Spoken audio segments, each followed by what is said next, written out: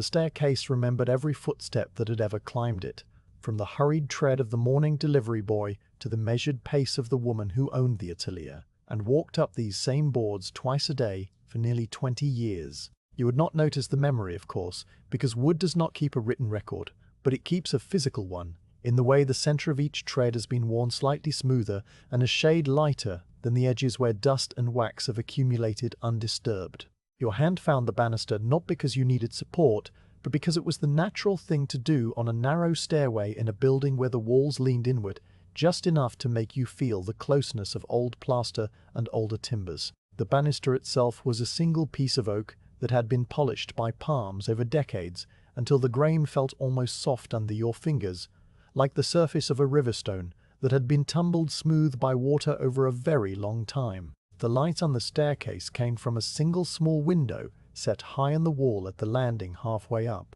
It was a window that faced east and therefore gathered whatever brightness the morning sky had offered, though now in the early afternoon of an autumn day the light that filtered through was thin and tinged with the grey of clouds that had settled over the city and seemed content to remain there. The glass in the window was old and imperfect, the kind of glass that has faint ripples and tiny bubbles trapped inside it, and these imperfections made the view of the outside world look as though it were underwater. You could see the vague shape of the building across the narrow street, a wall of pale stone with dark shutters closed against the chill, but the image was soft and dreamlike, exactly the sort of view that belongs in a place where one goes to work with needle and thread and requires no distraction from the street below.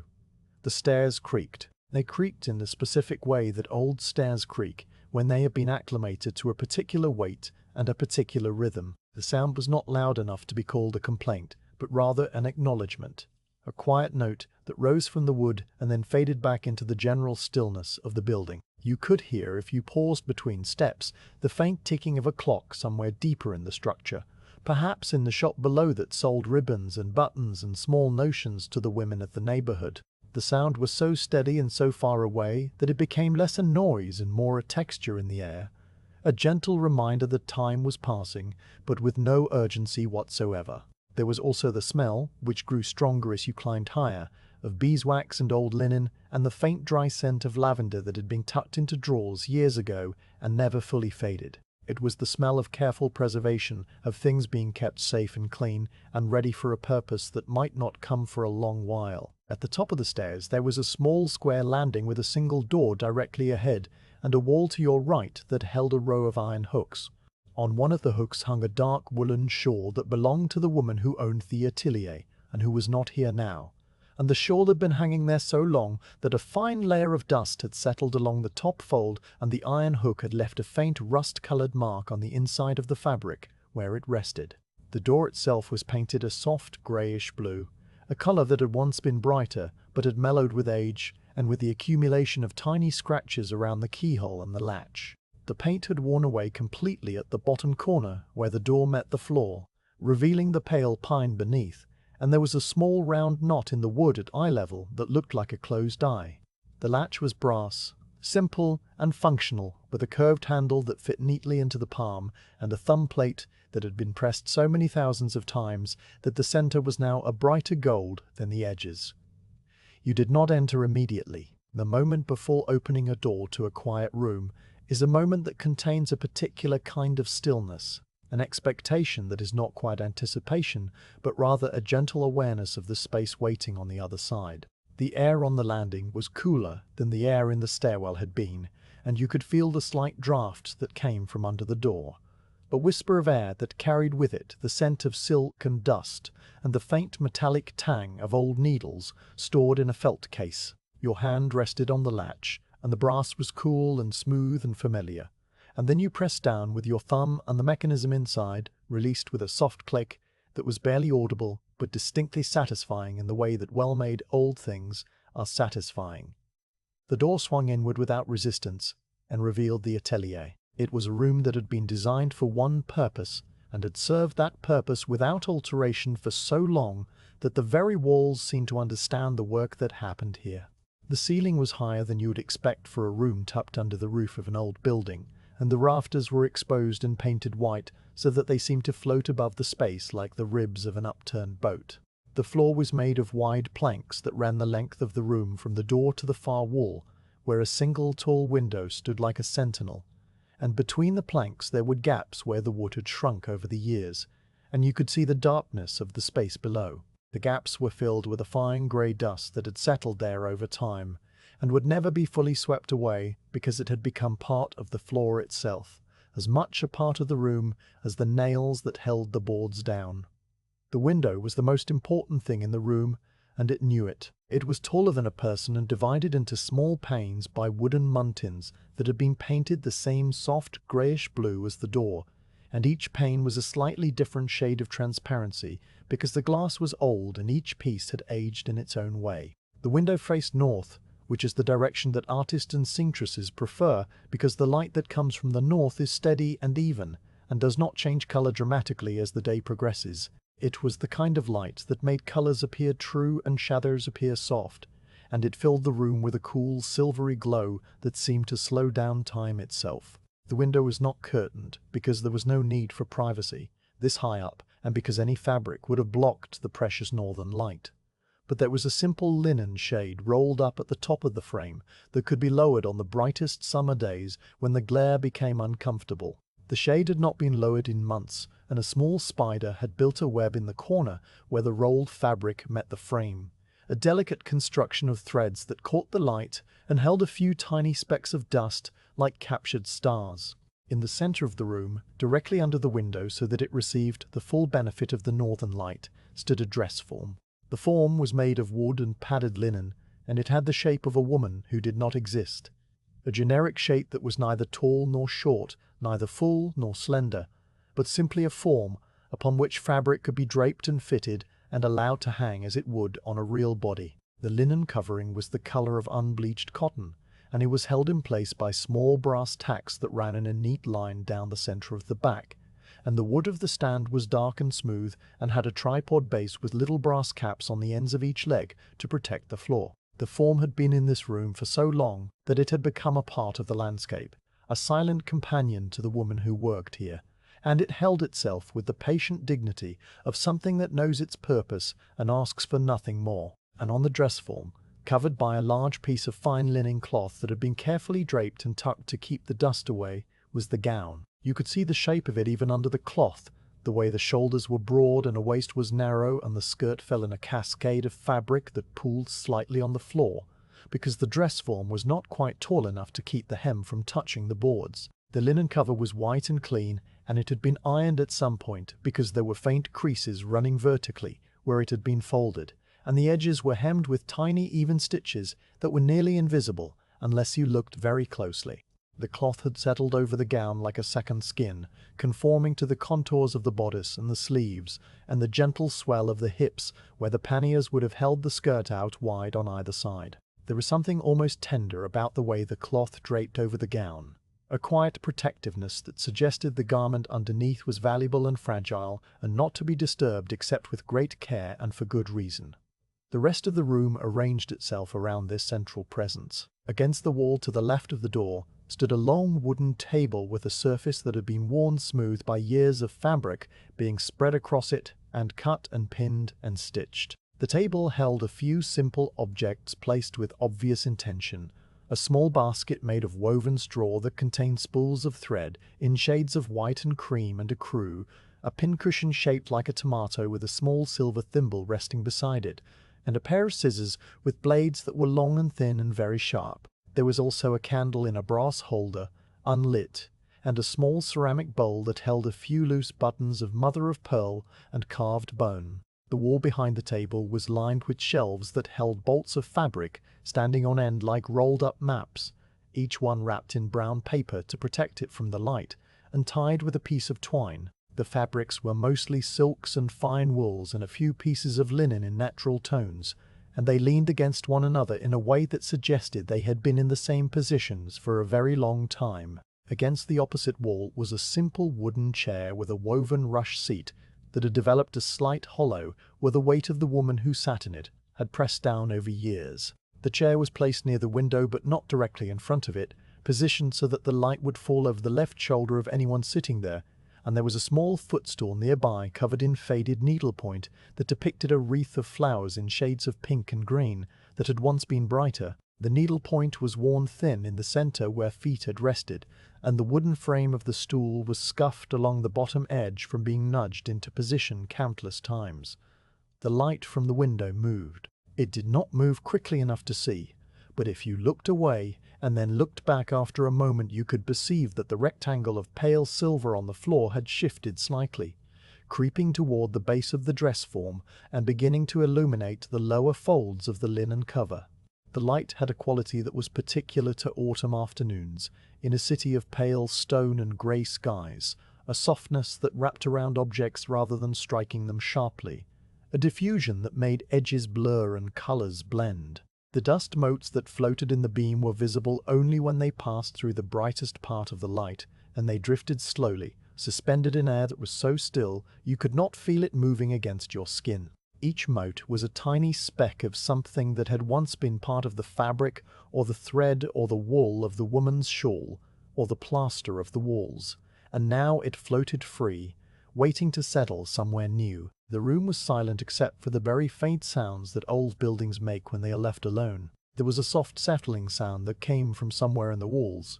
a creak so subtle it was more like a sigh, and the distant ticking of the clock from the shop below continued its patient count. Outside the window, beyond the wavy glass, the city of Paris went about its business in a muted way, the sounds of carts and voices and horses' hooves reaching the Atelier only as a low murmur that was indistinguishable from the sound of the wind moving through the narrow streets. It was a sound that you could easily forget you were hearing, a constant backdrop that became silence after a while because the ear stopped noticing it. The gown under the linen cloth remained perfectly still. You stood just inside the doorway for a long moment, letting the room settle around you. The air was cool but not cold, and it had the particular dryness of a space that was not lived in but was visited regularly, a space where the windows were open for a short time each morning to let in fresh air and then closed again to keep out the dust and the damp. The smell of the room was a complex thing made of many layers. The clean scent of the linen cover, the faint floral note of dried lavender that must have been tucked into a drawer or a basket somewhere, the sharper smell of the beeswax that had been used to polish the table and the chair and the dress form stand, and underneath it all the earthy smell of old wood and old plaster and the accumulated years of quiet work. You took a step into the room, and the floorboard under your foot made a small sound, a low note that was absorbed immediately by the walls and the fabrics and the general stillness. The sound did not echo because there was nothing hard and bare in the room to bounce it back, only soft things and old things that received the vibration and held it and let it fade. Your second step was quieter, and by the third step you were moving across the floor in the same way that the woman who owned the Atelier must have moved, with a natural quietness that came from spending long hours in a space where loud sounds had no place.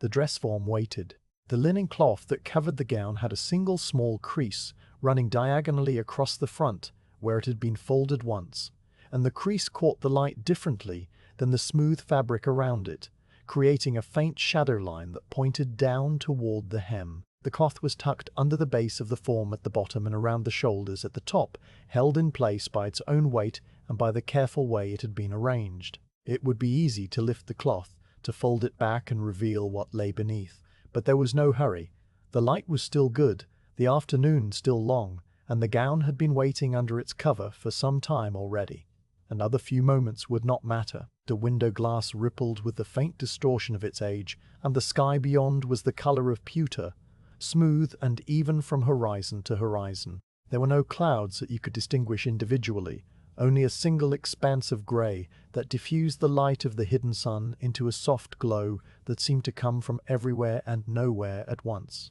The rooftops that you could see through the window were wet from a rain that had fallen earlier in the day, and the slate tiles gleamed dully like the scales of a fish, overlapping and regular and ancient. A single chimney pot stood against the sky, its terracotta surface darkened by soot and weather, and a thin wisp of smoke rose from it and was immediately flattened by the wind into a horizontal smudge that dissolved into the grey air. Inside the Atelier, the temperature was exactly the same as it had been when you entered, cool and still and comfortable for working with delicate fabrics that did not respond well to heat or humidity. The silk that made up the gown under the cloth was the kind of material that could be damaged by a damp hand or a warm breath, and so the room was kept deliberately cool and deliberately dry, a small climate controlled by nothing more than the opening and closing of a window and the thick stone walls that insulated the space from the changing weather outside.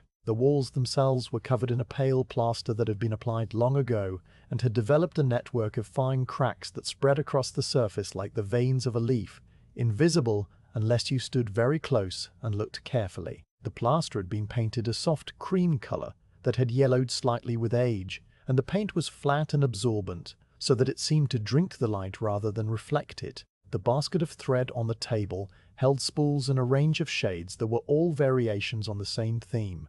White that was bright, like fresh snow, cream that was warm like fresh milk, ecru that was the color of unbleached linen, and a pale gray that was almost silver in certain lights. Each spool was wound evenly and tightly, the thread lying flat and smooth in concentric circles that narrowed toward the wooden core. The ends of the threads were tucked into small notches cut into the rims of the spools, keeping them from unraveling, and the notches were worn from use so that the thread slipped in and out easily. Next to the basket was the pin cushion. Its red fabric faded to a dusty rose, and the pins that were stuck into it stood upright, like a tiny forest of silver stems, with round heads in colors that were barely distinguishable from one another: pearl white, pale pink, soft yellow. The thimble that rested beside the pincushion was made of silver that had tarnished to a soft gray, and it was dimpled all over with small indentations that caught the light and scattered it in tiny sparks. The thimble was not perfectly round, but had been shaped by use, slightly flattened on one side where a thumb had pressed against it thousands and thousands of times. The chair with a rush seat waited near the window, and the hollow in the seat was visible now that you were closer, a slight depression that matched the shape of a person who sat slightly to the left, perhaps to keep their right hand free for the needle. The rush was woven in a simple checkerboard pattern, and the edges were bound with a strip of linen that had been stitched in place with strong thread, and the linen was frayed just a little at the front, where knees had brushed against it over years of sitting and sitting again. The chair did not creak when no one sat in it, but it gave the impression that it would creak softly if you were to settle your weight onto it, a sound of welcome rather than complaint. The room was ready. The light from the window had moved another inch across the floor, and now touched the edge of the linen cover where it pulled on the boards. The beam was soft and wide, and it made the white cloth glow faintly, a gentle luminescence that seemed to come from within the fabric rather than from the sky outside. The dust motes continued their slow dance, rising and falling on currents of air that were too subtle to feel, and the faint sound of the city below was now so distant that it might have been the sound of your own breathing if you were not paying close attention. Everything was in its place.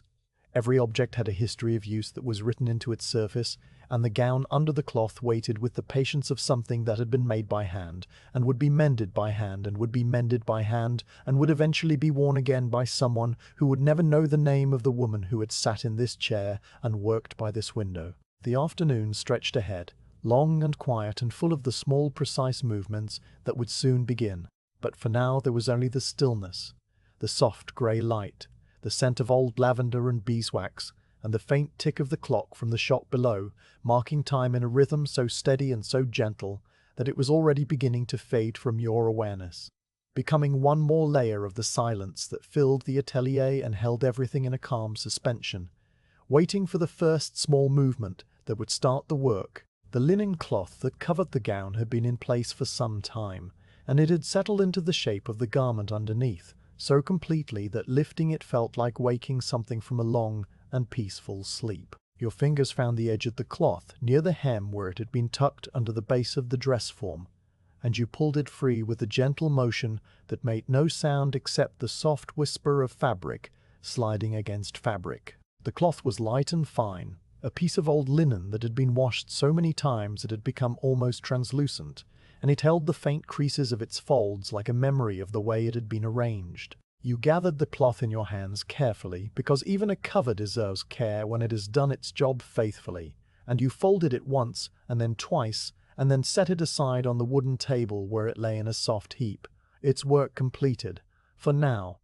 the gown was revealed. It stood on the dress form in the grey northern light, and it was the colour of a winter sky just before the first snow begins to fall. A pale, silvery blue that seemed to change depending on the angle from which you viewed it. When you looked directly at the bodice, the colour was cooler, almost grey, but when your gaze shifted to the folds of the skirt, the same fabric caught the light and showed a hint of something warmer underneath.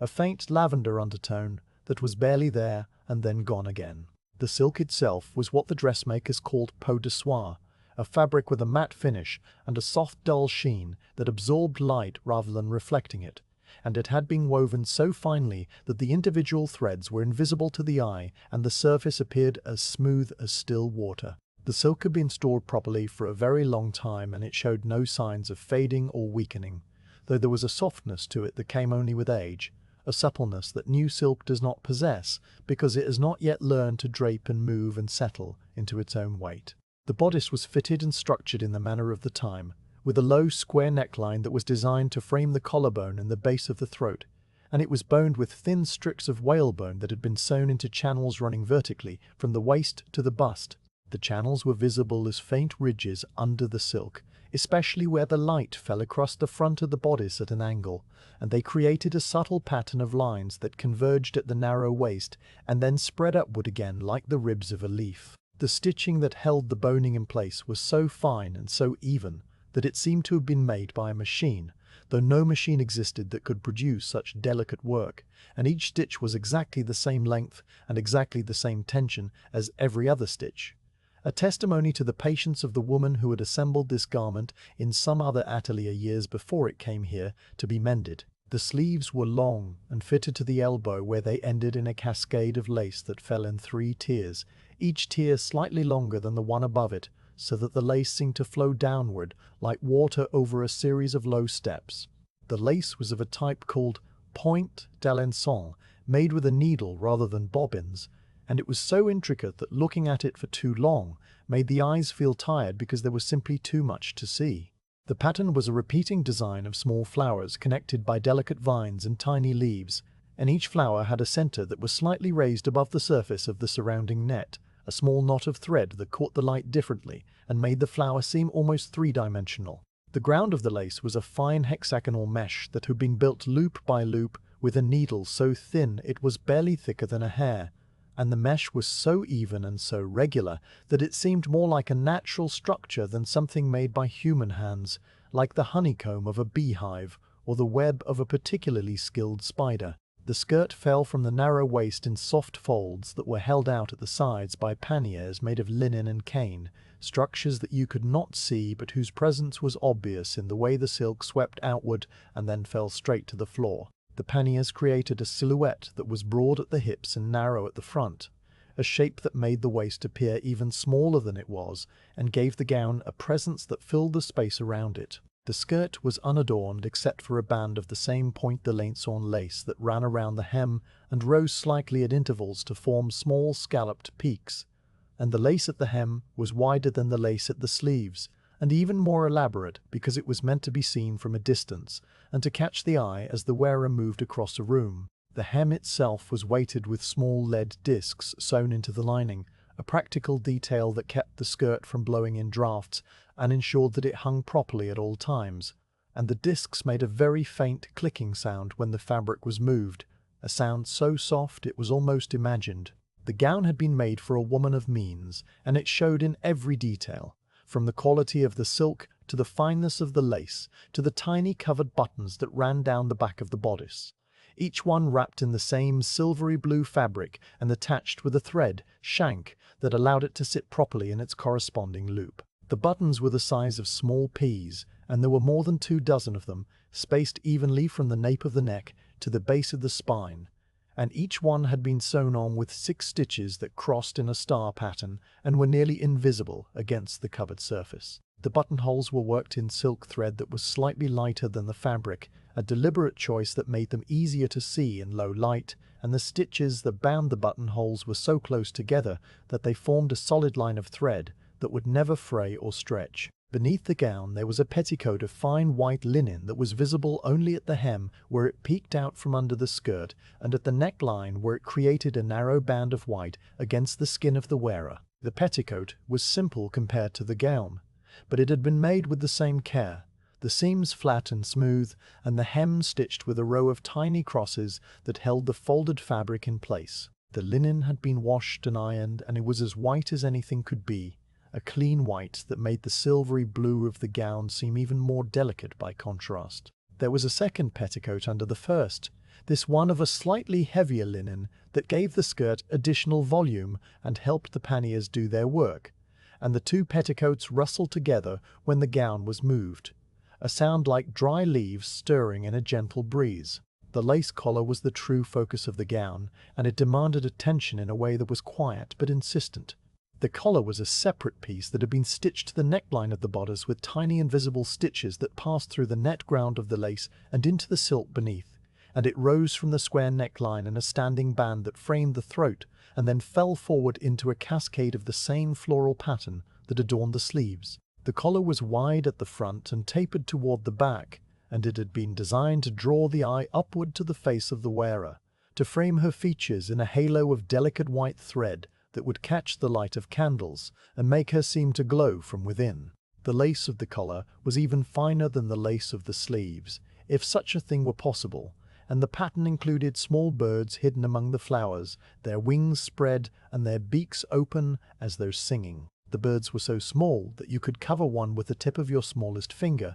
and yet each one had an eye made of a single tiny knot, and feathers suggested by the slightest variation in the density of the stitches. The cuffs matched the collar, and they were attached to the ends of the sleeves where the lace fell in its 3 tiers. Each cuff was a band of lace that wrapped around the wrist and was fastened with a small hook and eye made of silver that had been sewn to the underside so that nothing interrupted the pattern of flowers and vines. The cuffs were meant to fall over the hands of the wearer, to soften the line of the wrist and to draw attention to the movement of the fingers, and they were the part of the gown that was most likely to be damaged because hands are always moving and lace is always fragile.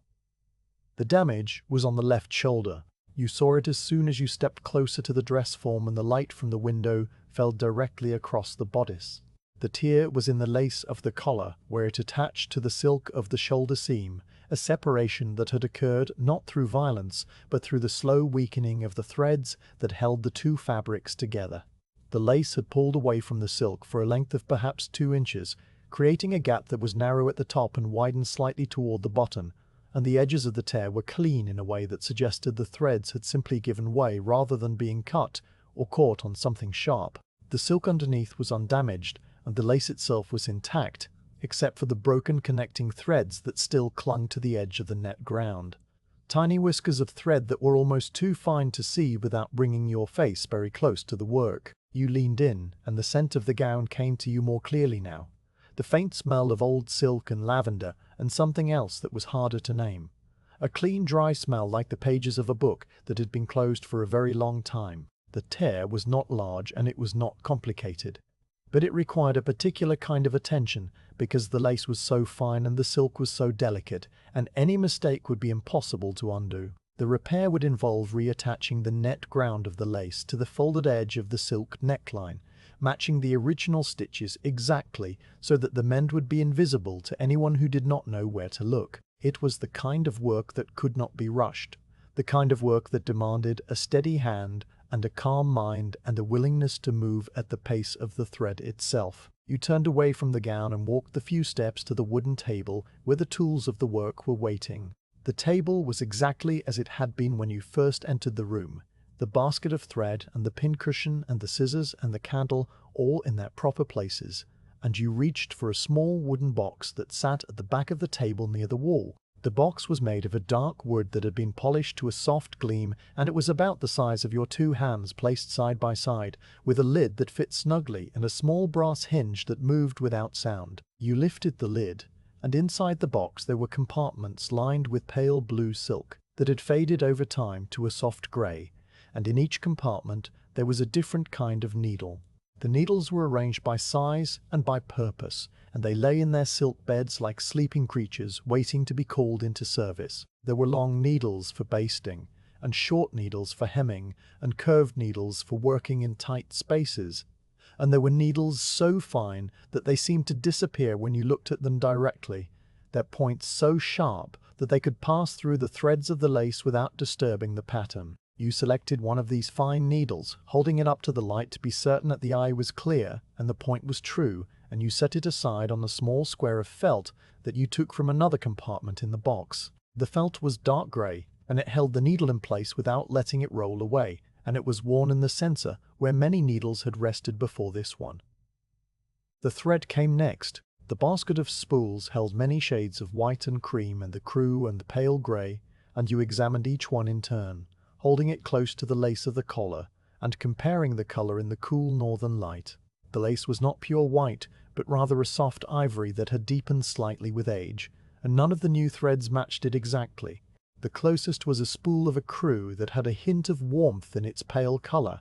and you pulled a length of this thread free and held it against the lace and decided that it would do, because perfect matches are rare, and sometimes the small differences are what make a mend invisible, rather than the exact sameness. The thread was silk as well, because silk should be mended with silk, and it was so fine that a single strand was barely strong enough to hold a stitch. You pulled a longer length from the spool and cut it with the small scissors that waited on the table, and the sound of the blades coming together was a tiny snip that was swallowed immediately by the stillness of the room. You returned to the chair near the window and sat down, feeling the rush seat accept your weight and hearing the faint creak of the wood that was not a complaint but a greeting. The light fell over your left shoulder exactly as it should, and illuminated the tear in the lace with a clarity that made every broken thread visible. You held the needle in your right hand and the thread in your left, and you brought the end of the thread to your lips. For just a moment, a habit that all seamstresses share,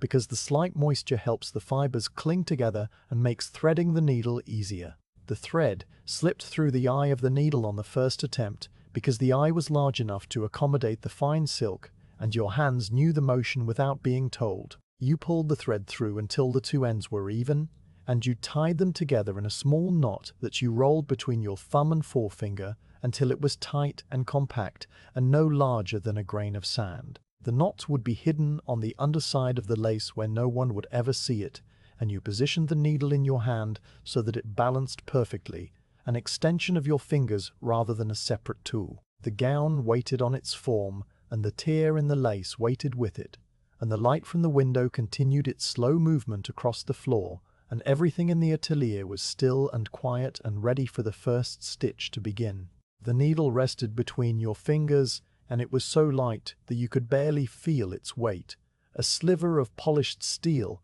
that had been drawn out and sharpened and given an eye at one end through which the thread passed. The steel had a faint blue-grey colour that came from the tempering process, a colour that was visible only when the needle caught the light at a certain angle, and the surface was so smooth that it reflected the window and the grey sky beyond. In the tiny distorted image that curved around the shaft, the needle had been made in a workshop somewhere far from this atelier, a place where men spent their days grinding and polishing and testing each one by hand, and it had travelled a long way to end up here in this quiet room, waiting to pass through the lace of a gown that had also travelled a long way from its own beginnings. The point of the needle was sharpened to a fineness that was almost invisible, tapering so gradually from the full thickness of the shaft that you could not see where the steel ended and the air began, and it would enter the fabric with almost no resistance if you guided it correctly, slipping between the threads rather than piercing them. The light from the window had changed while you were selecting the needle and the thread, and the change was subtle but definite, if you knew how to look for it. The pale silvery glow of the early afternoon had begun to warm almost imperceptibly, shifting toward a tone that was not quite gold, but no longer purely grey, a light that seemed to have more weight to it, more presence, as though the sun behind the clouds had moved lower in the sky and was now sending its rays through a thicker layer of atmosphere. The rectangle of brightness on the floor had crept closer to the base of the dress form, and now it touched the hem of the petticoat where the white linen peeked out from under the silvery blue silk, and the linen glowed softly in response, absorbing the light and giving it back in a gentle radiance that made the fabric seem almost warm to the touch. The dust motes that drifted through the beam were more visible now because the light had more substance to it, and they floated in slow spirals that seemed to follow invisible currents of air, moving through the room at a pace too slow to measure. You looked up from the needle and let your eyes rest on the window itself, on the small panes of old glass set into their wooden muntins, and the faint ripples that distorted the view of the rooftops beyond. The glass was thicker at the bottom of each pane than at the top, a characteristic of old window glass that has spent centuries very slowly flowing downward under its own weight, and this uneven thickness created tiny lenses that bent the light in unpredictable ways. A beam that entered through the upper portion of a pane would emerge at a slightly different angle than a beam that entered through the lower portion, and the result was a soft scattering of light throughout the room, a gentle diffusion that softened edges and blurred shadows and made everything appear as though seen through a thin veil of water. The effect was most noticeable on the lace collar of the gown, where the intricate pattern of flowers and vines and tiny birds seemed to shift and change as the light moved across it, revealing details that had been hidden the moment before and concealing others that had just been clear.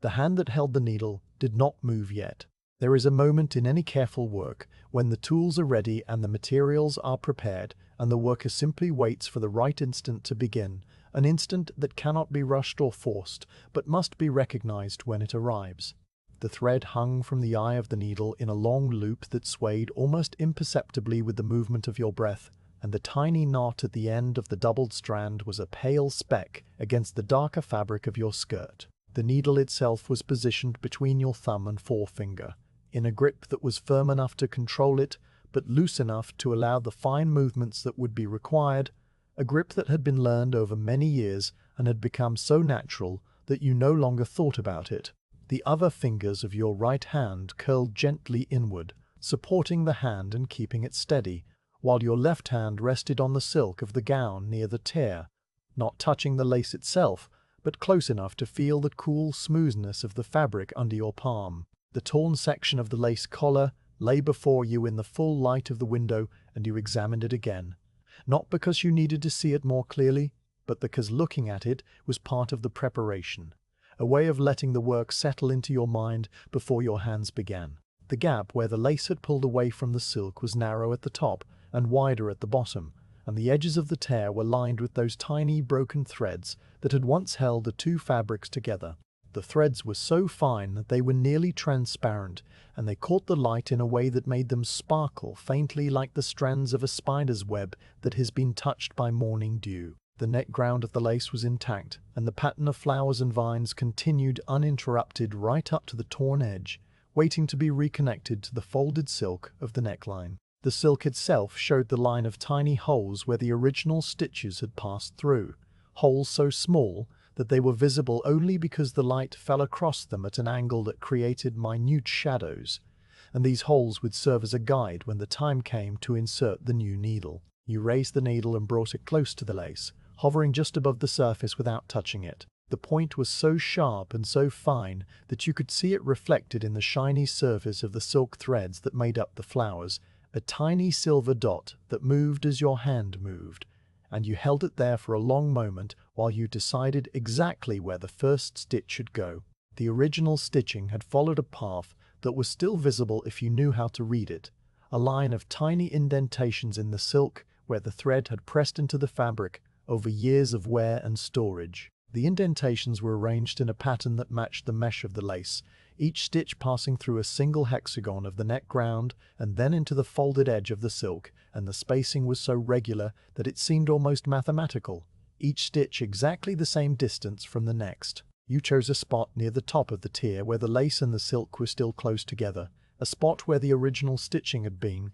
and where the new stitching would begin, and you lowered the needle until the point touched the net ground of the lace. The needle did not penetrate yet. It rested against the thread of the net ground with a pressure so light that the thread barely felt it, a contact that was more like a thought than an action. You could feel through the needle the slight resistance of the lace thread, the way it gave just a little under the point, and you adjusted the angle of your hand so that the needle would pass between the fibers rather than through them. The lace was old, and the threads had become brittle with age, despite the care that had been taken to preserve them, and a needle that pierced a thread would weaken it and eventually cause another tear. so the needle must find the spaces between the threads and pass through those spaces without disturbing the structure of the net. This was the skill that separated a good seamstress from an ordinary one, the ability to feel through the tool, the exact nature of the material, and to respond to what the material required, rather than imposing what the seamstress wanted. The light continued to change as you held the needle against the lace. The grey sky outside the window had lightened slightly in one corner, a patch of brightness that might have been the sun trying to break through the clouds,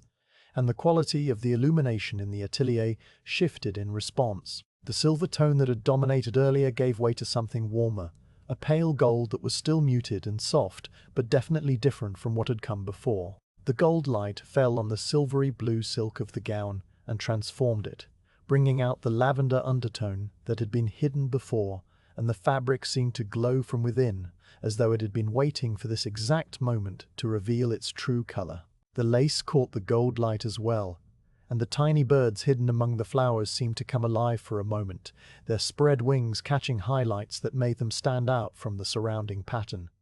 their open beaks appearing to sing a silent song that only the light could hear.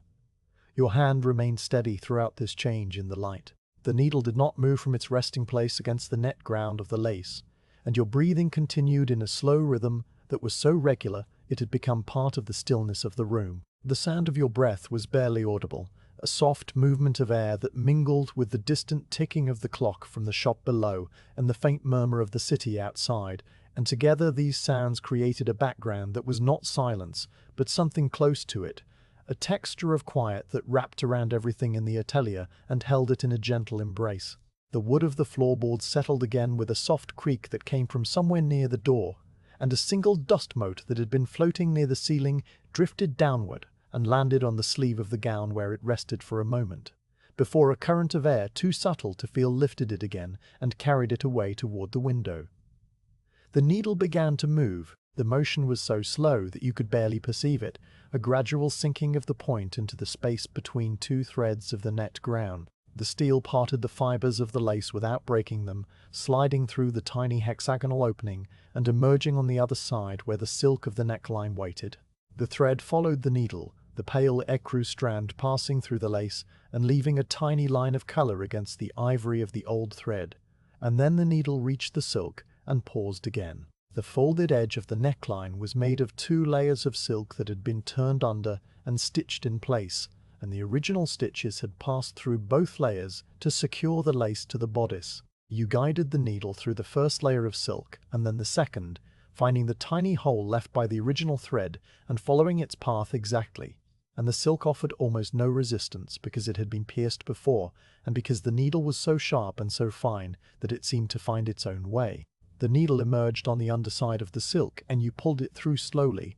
drawing the thread after it until the small knot at the end caught against the net ground of the lace. The knot was too large to pass through the hexagon of the net, and it lodged there, anchoring the thread and creating the first fixed point of the mend. You pulled the thread gently until it was snug but not tight, because lace should never be pulled tight or it will pucker and lose its shape, and then you let the needle rest again while you examined the result. The stitch was nearly invisible, a tiny line of ecru thread that crossed from the lace to the silk exactly where the original thread had been, and the knot on the underside was hidden in the space between the lace and the silk where no one would ever see it. The light on the needle had been gold, and now it was beginning to shift again, the patch of brightness in the sky outside the window moving on and leaving the clouds grey once more. The atelier returned to its silvery light, and the gown settled back into its pale blue-grey color, and the birds in the lace faded into the pattern where they waited for the next change in the light to bring them out again. You turned the needle in your hand and prepared to take the next stitch, and the afternoon stretched on ahead of you, long and quiet and full of the small, precise movements that would eventually close the tear and make the lace whole again, one stitch at a time, one breath at a time, in the soft grey light of the atelier where nothing moved except the needle and the thread and the slow drift of dust through the beam from the window. The first stitch was complete, and it lay against the lace like a single blade of pale grass resting on a bed of white clover,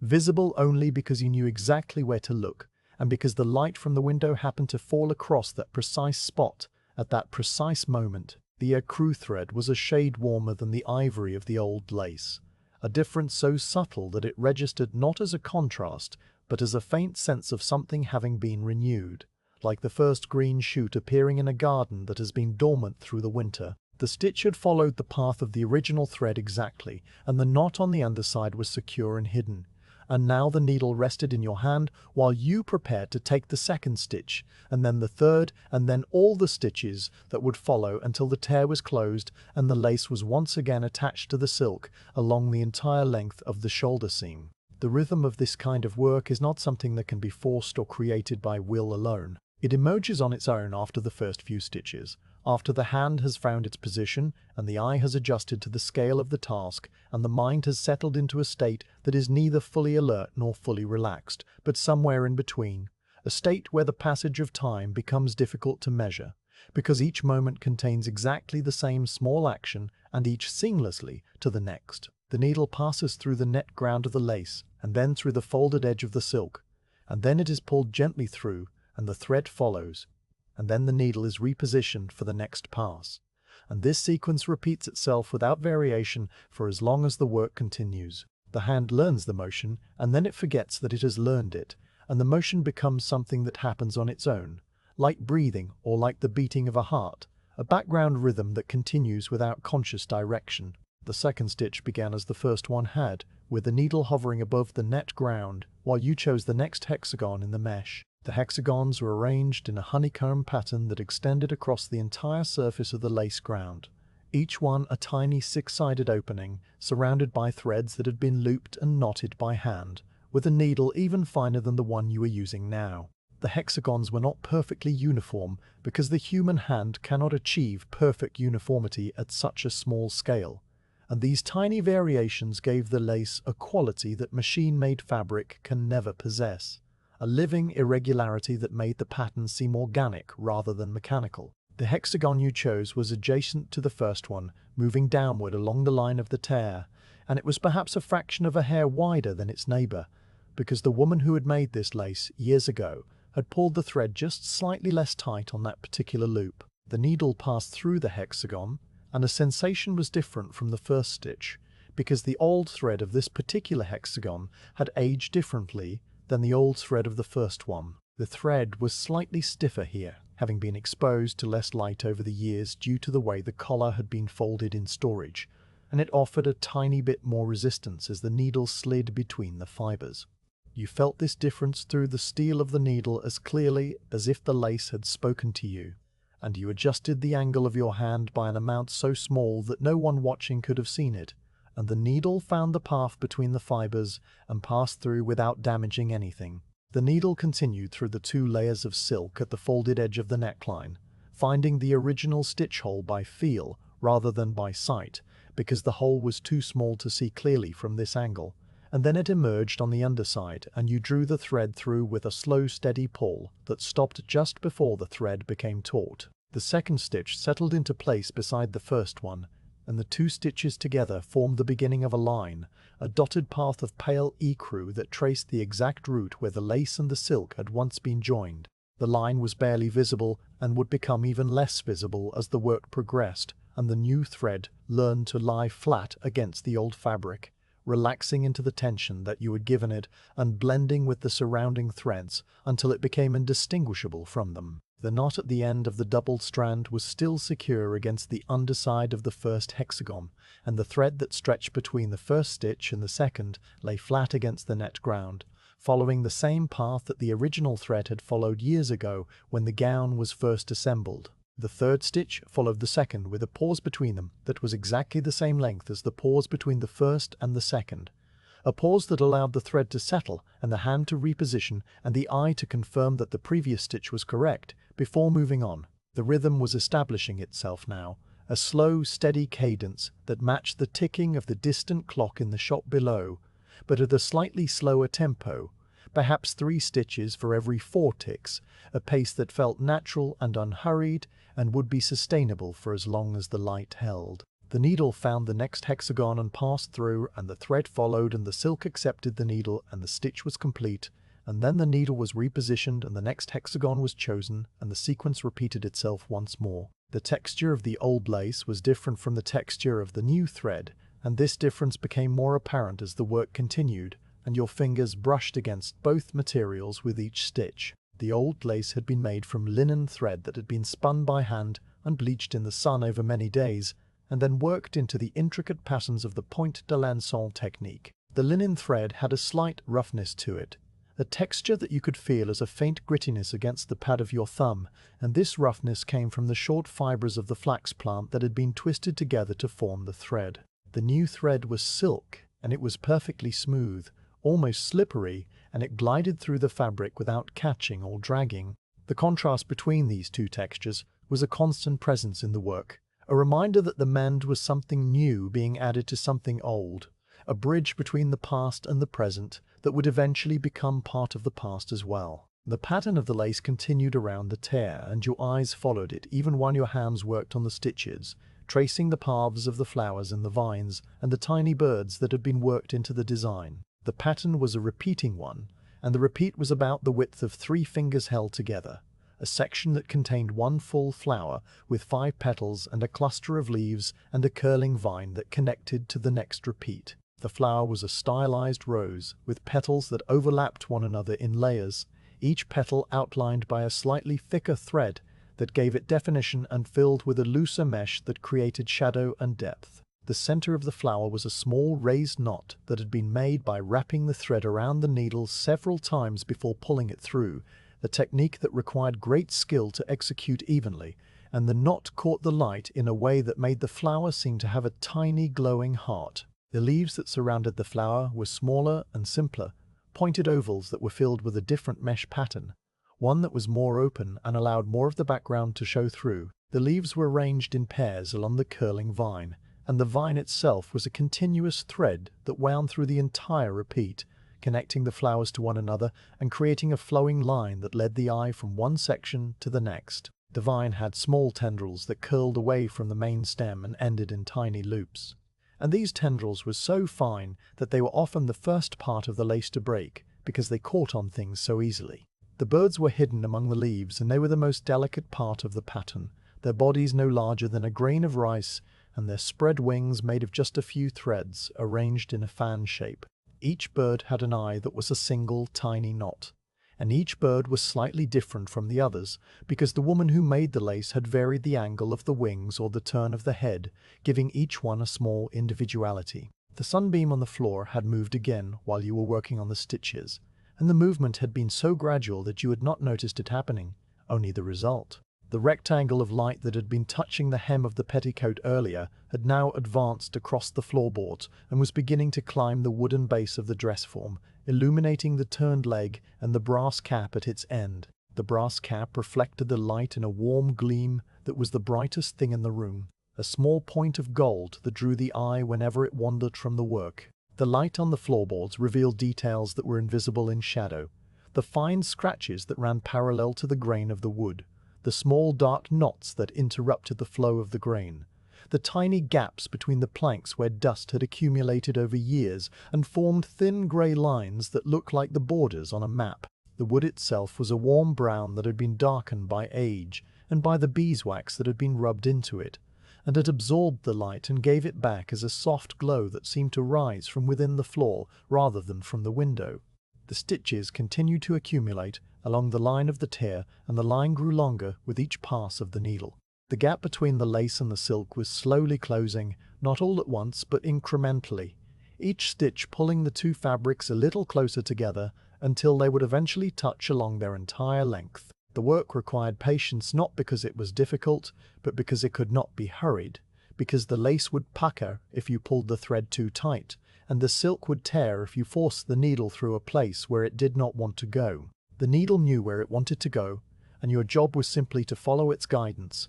to feel the slight resistance of the fabric, and to adjust the angle and the pressure so that the needle passed through with the least possible disturbance. This was the essence of the work, this quiet conversation between the hand and the tool and the material, a conversation that had been taking place in this atelier for years and would continue for years more. The distant sounds of the city had faded even further into the background, and now they were barely present.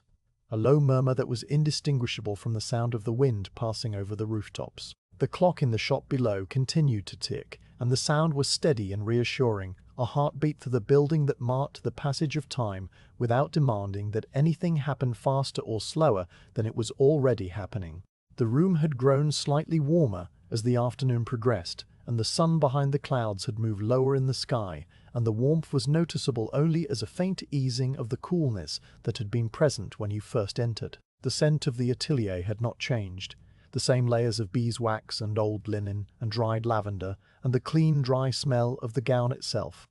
And these scents had become so familiar that you no longer noticed them unless you paused and deliberately brought your attention back to them. Your hand paused in its work and you straightened your back slightly, feeling the small muscles between your shoulder blades release a tension that you had not been aware of holding. The pause was brief, just long enough to roll your shoulders once and to let your eyes rest on the window and the grey sky beyond. And then you returned to the work, and the needle resumed its slow journey through the lace and the silk. The rhythm re-established itself immediately, the familiar sequence of movements that had become a kind of meditation,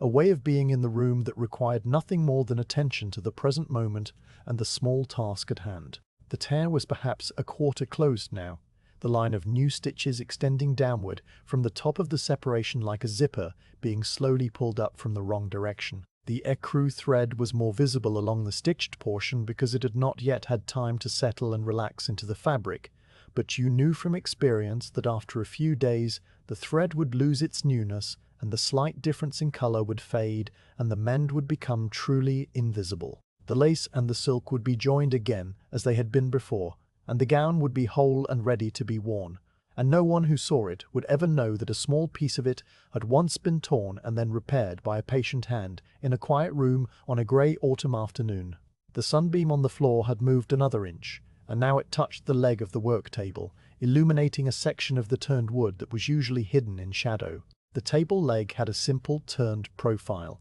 a series of rounded swellings and narrow grooves that had been shaped on a lathe long ago, and the light picked out each curve and hollow, creating a pattern of highlights and shadows that was almost as intricate as the lace. A small spider had built a web between the table leg and the wall, and the web was visible now in the light, a delicate construction of threads that formed a spiral pattern with a tiny dark speck at the center where the spider waited. The web was empty of prey, and had been for some time because the atelier was too clean and too still to support many insects. But the spider remained anyway, patient and still, waiting for something that might never come. The stitches continued, and the line grew longer, and the gap between the lace and the silk grew smaller, and the afternoon light continued its slow journey across the room, moving from the table leg toward the basket of thread, and the pincushion and the small silver thimble that waited there. The needle passed through the hexagons of the net ground, and through the layers of silk, and the thread followed, pale écrou against ivory and white, and the pattern of the lace watched over the work like a silent guardian, its flowers and leaves and tiny birds bearing witness to the slow, careful act of repair that would restore them to their proper place. The rhythm held steady, and the room held its stillness, and the city outside held its breath, and everything in the atelier continued exactly as it had been continuing, one stitch at a time, one moment at a time, in the soft grey light of the autumn afternoon. The stitches had advanced far enough along the tear that the angle of the work had become slightly awkward, requiring your right hand to stretch across your body in a way that made the needle less steady, and the thread more likely to catch on something it should not catch on something it should not catch on. The dress form stood in its fixed position facing the window, and the gown faced the same direction, which meant that the left shoulder where you were working was on the far side of the form from where you sat. You could reach it well enough for the first portion of the mend,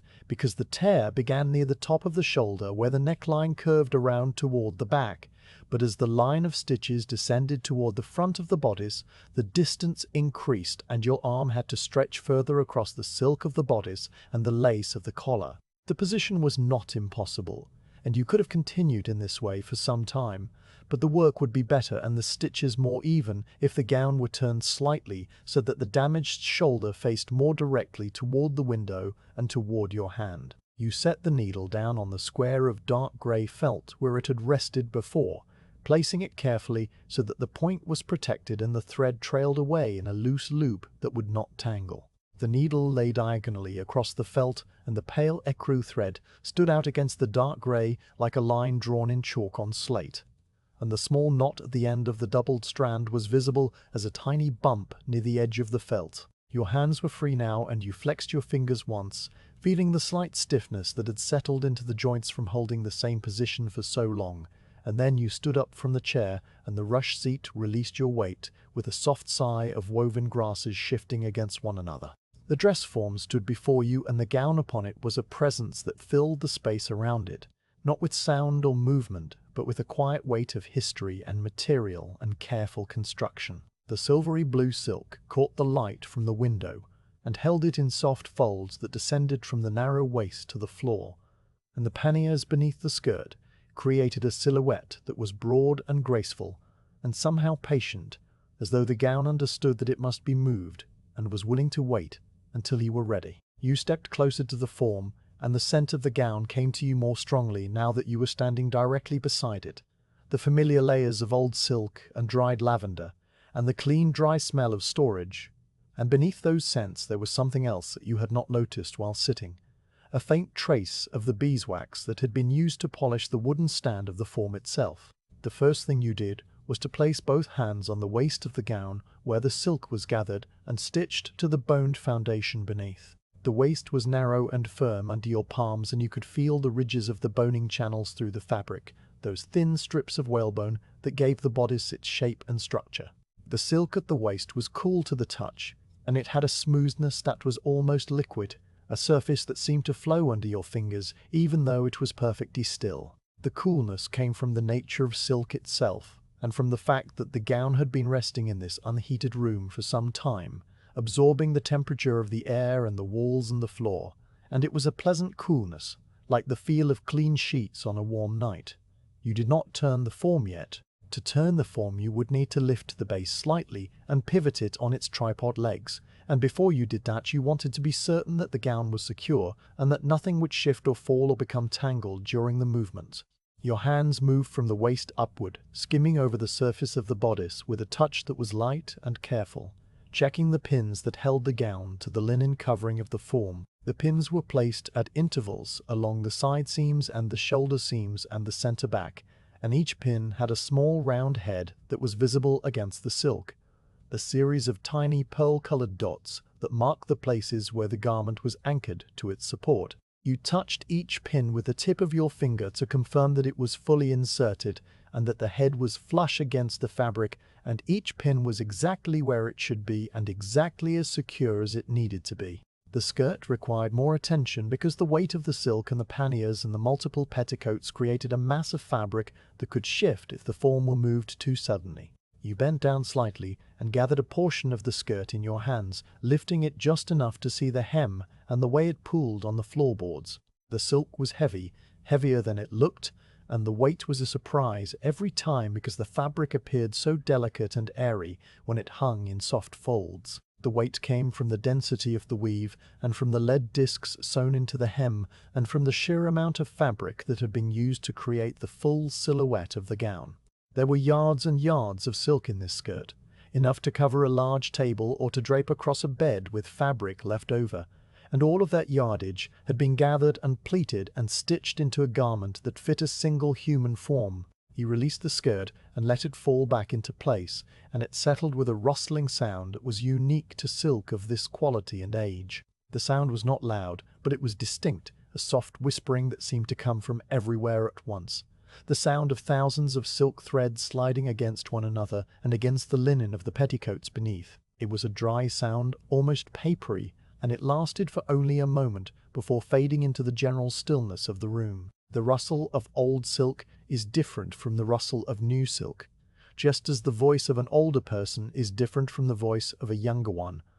And this gown had the voice of something that had lived a long time and had learned to speak softly. You straightened up and placed your hands on either side of the form's waist once more, this time with the intention of moving it. The wooden stand was heavier than it looked because the base was made of dense hardwood that had been turned on a lathe and weighted to prevent tipping, and the form itself was packed with horsehair and linen, and had a solidity that resisted movement. You lifted the base slightly, just enough to take the weight off the front leg of the tripod, and then you pivoted the entire assembly a quarter turn to the left. The brass caps and the ends of the tripod legs made a soft scraping sound against the floorboards, a sound that was not unpleasant because it was so brief, and because it meant that the light would now fall properly across the torn shoulder of the gown. The new position changed everything in the atelier, even though only one thing had moved. The gown now faced slightly away from the window rather than directly toward it, and the light that had been falling full on the front of the bodice now came from an angle that created new shadows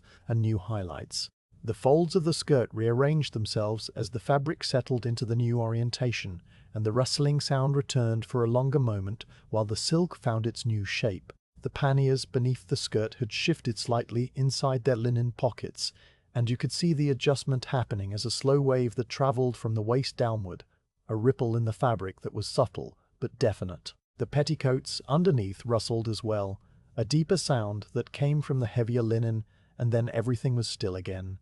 The folds of the skirt were different now. The light from the window fell across the silk at an oblique angle, and it picked out the deep pleats that had been stitched into the waistline, those precise folds of fabric that allowed the skirt to expand outward over the panniers and then fall straight to the floor. Each pleat was a valley of shadow, bordered by ridges of highlight, and the pattern of light and dark created a rhythm that repeated around the entire circumference of the skirt. The pleats were not all the same depth because the human body is not perfectly symmetrical, and the gown had been made to fit a particular woman whose hips were slightly fuller on one side than the other, and these small variations were visible now in the way the light caught the fabric. One pleat might be a fraction deeper than its neighbor and another might be pressed a little flatter, and these differences were not flaws, but records of the individual for whom the gown had been created. The color of the silk was different in the new light as well. The silvery blue that had been dominant when the gown faced the window had now shifted toward the lavender undertone that you had glimpsed before, a warm, subtle purple that seemed to rise from within the fabric rather than being applied to its surface. The color was most visible in the shadows of the deep pleats, where the light did not reach directly, but was reflected from the surrounding fabric, and it created a glow that was almost like the color of twilight, that brief moment when the sky is neither blue nor purple, but something in between. The lavender tone faded as your eye moved toward the highlights on the ridges of the pleats, where the silver returned and the fabric seemed almost gray, and the transition between the two colors was so gradual that you could not find a line where one ended and the other began. You stood beside the form for a moment longer, letting the gown settle completely before you returned to the chair. The movement had released a new wave of scent from the fabric, and it reached you now as you stood close, a fuller expression of the lavender that had been stored with the gown, and the clean, dry smell of the old silk, and something that reminded you of wooden chests and folded linen,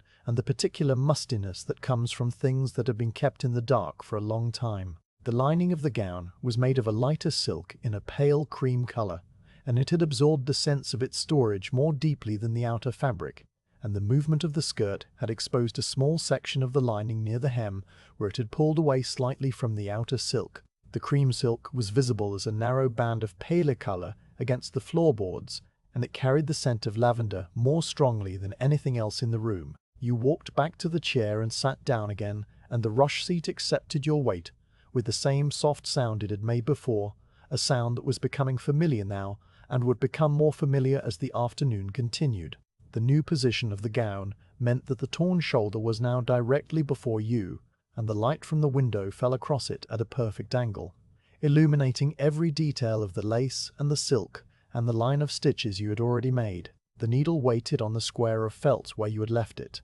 and the ecru thread still trailed away in its loose loop, and you picked up the needle and held it in your hand and felt the familiar weight and balance return to your fingers. The gown had settled into its new arrangement, and the folds of the skirt were now completely still, holding the shape that gravity and the panniers and the petticoats had given them. The play of light and shadow across the deep pleats continued and would continue for as long as the sun remained behind the clouds in its slow descent toward the rooftops, and the faint scent of lavender and old storage chests lingered in the air round the form, a gentle reminder of all the years the gown had waited in darkness before coming to this quiet room to be mended. You looked at the tier and the stitches you had made and the stitches that remained to be made, and then you lowered the needle toward the lace and prepared to continue the work from this new and better angle. The needle had completed another series of stitches along the line of the tier, and the gap between the lace and the silk was now more than half closed,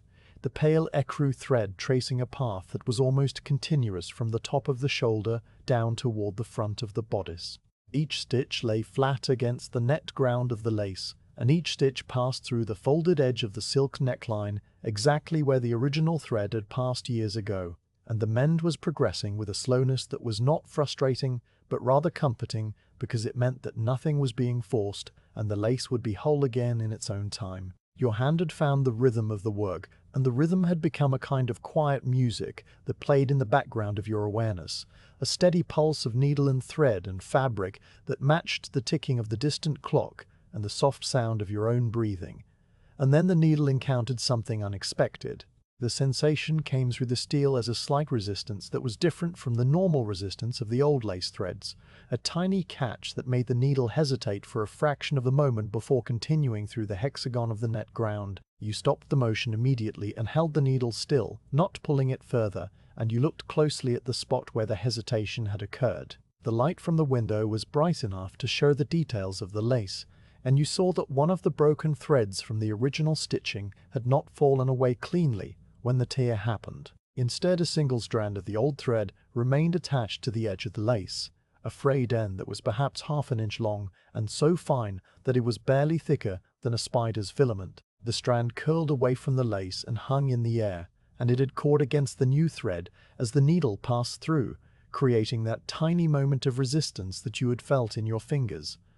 The strand needed to be removed before you could continue. If you left it in place, it would continue to catch on the needle and on the new thread, and it might eventually pull loose and create a small loop or a snag that would be visible on the surface of the mend. The strand was too short to be woven back into the lace and too fine to be tied off, and the only proper way to deal with it was to trim it away with scissors so that it would lie flat against the net ground and cause no further trouble. This was a small thing, a matter of a single thread and a single snip, but in work as delicate as this, even the smallest things required their own kind of attention and their own small ceremonies of care. You set the needle down on the square of dark grey felt once more, placing it at the same diagonal angle as before, so that the point was protected and the thread trailed away in its loose loop. The needle came to rest against the felt, and the pale ecru thread stood out against the dark grey, and the small knot at the end of the doubled strand was visible near the edge.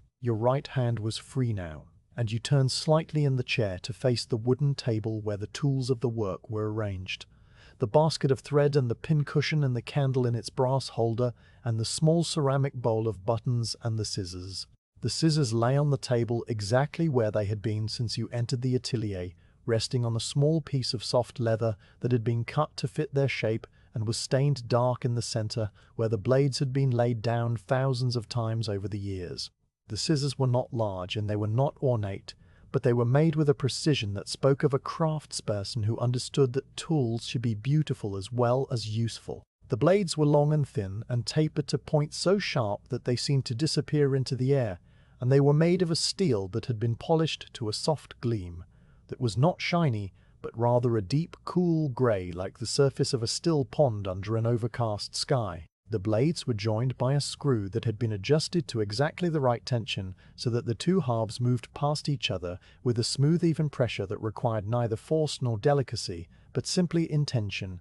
The handles of the scissors were shaped like two elongated teardrops that had been flattened and smoothed, and they were made of the same steel as the blades but left unpolished, so that they had a darker matte finish that provided a better grip. The teardrop shapes were not identical, because scissors are made to be held in a particular hand, and the upper handle was slightly larger to accommodate the thumb, while the lower handle was slightly smaller to fit the curve of the fingers. The handles were cool to look at, and you knew they would be cool to the touch because metal in a room like this always holds the temperature of the air, and the air in the atelier was still cool despite the faint warmth that had begun to seep in as the afternoon progressed. You reached across the space between the chair and the table, and your fingers found the scissors and lifted them from their leather bed. The leather made a soft sound as it released the weight of the tool, a faint sticky noise that was over almost before it began, and then the scissors were in your hand and you brought them back to the work area near the gown.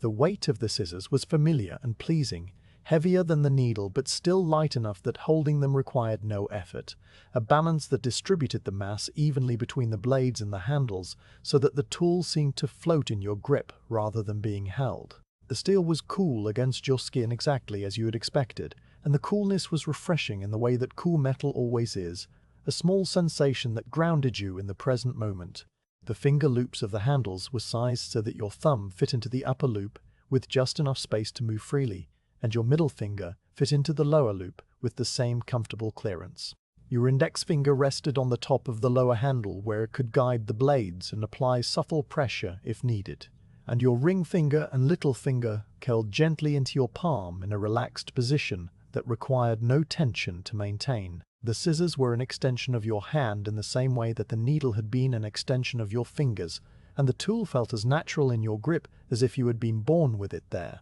You brought the scissors close to the lace and positioned the blades on either side of the frayed strand. The strand was so fine that you could barely see it against the ivory of the old lace and the pale ecru of the new thread.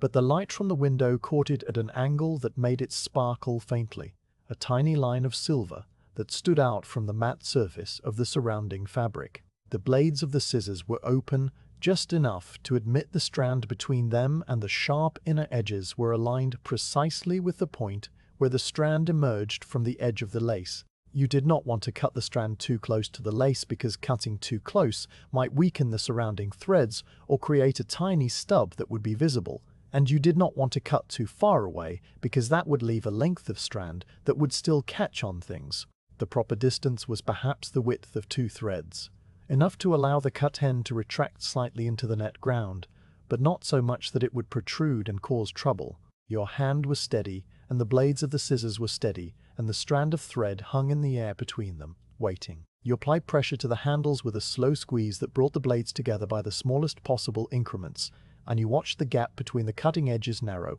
until it was just wider than the thread itself. The steel of the blades caught the light, and the inner edges gleamed with a brightness that was almost white, a line of pure silver that marked the place where the cutting would happen. The thread was centered between the blades, and it was so thin that it seemed impossible that anything so fine could be cut cleanly.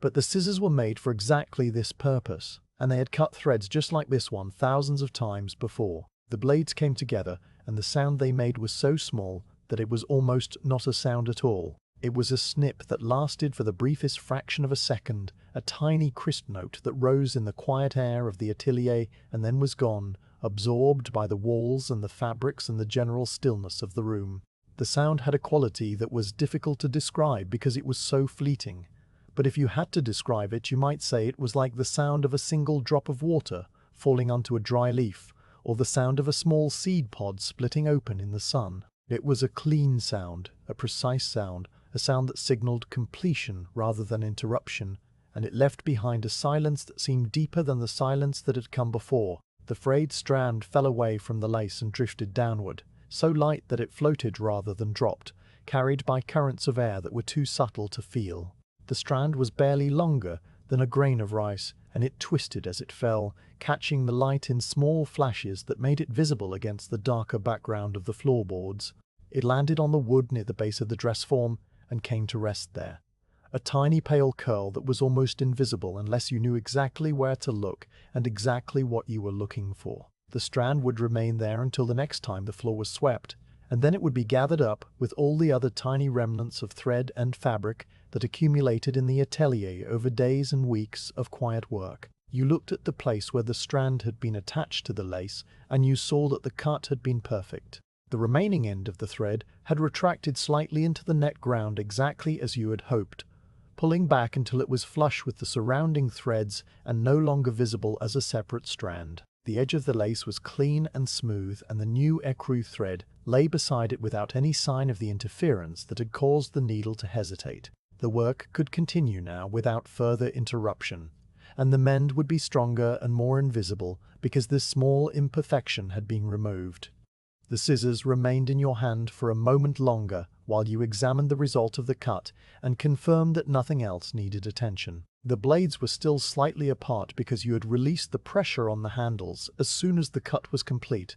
and they rested in the open position with the same quiet readiness that they had shown before. The steel had been warmed slightly by the heat of your hand, and the warmth was noticeable now as a faint difference between the temperature of the handles and the temperature of the air. The scissors had done their work, and they were content to wait in your hand until you were ready to return them to their leather bed on the wooden table. You turned in the chair and reached across to the table and placed the scissors back onto the leather with the same care you had used when lifting them. The blades came to rest in the dark stained center of the leather where they had rested so many times before, and the handles lay at the angle that felt natural, and the tool was once again part of the still life on the tabletop, waiting for the next time it would be needed. The leather made the same soft, sticky sound as it received the weight of the scissors, a sound that was so quiet it was more like the memory of a sound than an actual noise. Your hand was free again, and you picked up the needle from the square of dark grey felt, feeling the familiar weight return to your fingers. The thread still trailed from the eye in its loose loop, and the small knot at the end of the doubled strand was still secure against the underside of the lace where you had left it. The torn section of the collar lay before you in the light from the window, and the frayed strand was gone, and the path of the mend was clear and unobstructed. You looked at the stitches you had already made and the stitches that remained to be made, and you lowered the needle toward the next hexagon in the net ground, ready to resume the rhythm that had been interrupted by the small necessary act of the scissors. The room settled back into its stillness, as though the sound of the snip had never happened. And in a way it had not happened, because sounds this small leave no trace and no memory, except in the mind of the person who made them. The distant clock continued to tick, and the city outside continued its low murmur, and the dust motes continued their slow drift through the beam of light from the window. The gown waited on its form, and the torn lace waited to be mended, and the needle waited in your hand, and everything in the atelier was exactly as it had been before the scissors made their single small sound in the quiet afternoon. The stitches had reached a point along the tear where the rhythm of the work had become so established that your hand moved without conscious direction, finding each hexagon of the net ground and passing the needle through and drawing the thread after, and then repositioning for the next stitch in a sequence that felt as natural as breathing. The pale ecru thread continued to trace its path along the edge of the lace, binding it once again to the folded silk of the neckline, and the gap that had been open when you began was now only a small remaining section near the front of the bodice, where the collar curved downward toward the center of the chest. The work was proceeding well, and the stitches were even, and the tension was consistent, and there was no reason to hurry and no reason to pause except for the simple reason that the eyes need rest from close focus, just as the hands need rest from fine movement. You lifted your gaze from the lace and let it travel across the room toward the window, and the change in focus was a relief that you felt as a slight easing of the muscles around your eyes, a softening of the small tensions that accumulate when one stares at tiny things for a long time. The window stood in its frame at the far end of the atelier, and it was the source of all the light that filled the room, a tall rectangle of old glass and wooden muntins that divided the view of the outside world into a grid of smaller views,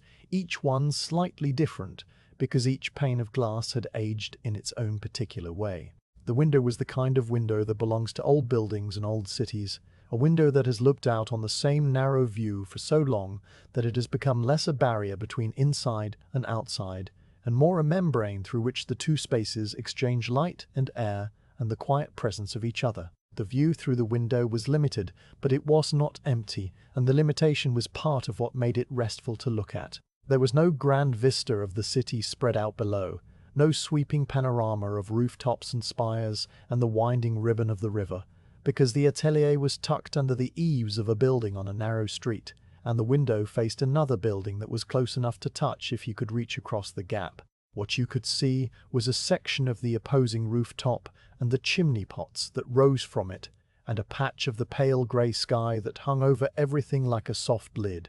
And these few elements were arranged in a composition that changed slowly throughout the day as the light moved and the clouds shifted and the small events of the rooftop world unfolded in their own quiet time. The rooftop that filled the lower half of the view was made of slate tiles that had been laid in overlapping rows so long ago that no one alive could remember the hands that had placed them there. The tiles were dark grey, and some were darker than others because slate is a natural material, and each piece carries its own variations of colour and texture, and years of weather had added further variations in the form of pale lichen that grew in circular patches and dark stains where water had run down from the chimney and left mineral deposits behind. The rows of tiles overlapped one another like the scales of a large fish, and the pattern was regular but not perfectly regular because the roof had settled over time and the wooden beams beneath had shifted slightly, and the tiles had adjusted themselves to the new shape of the structure they covered.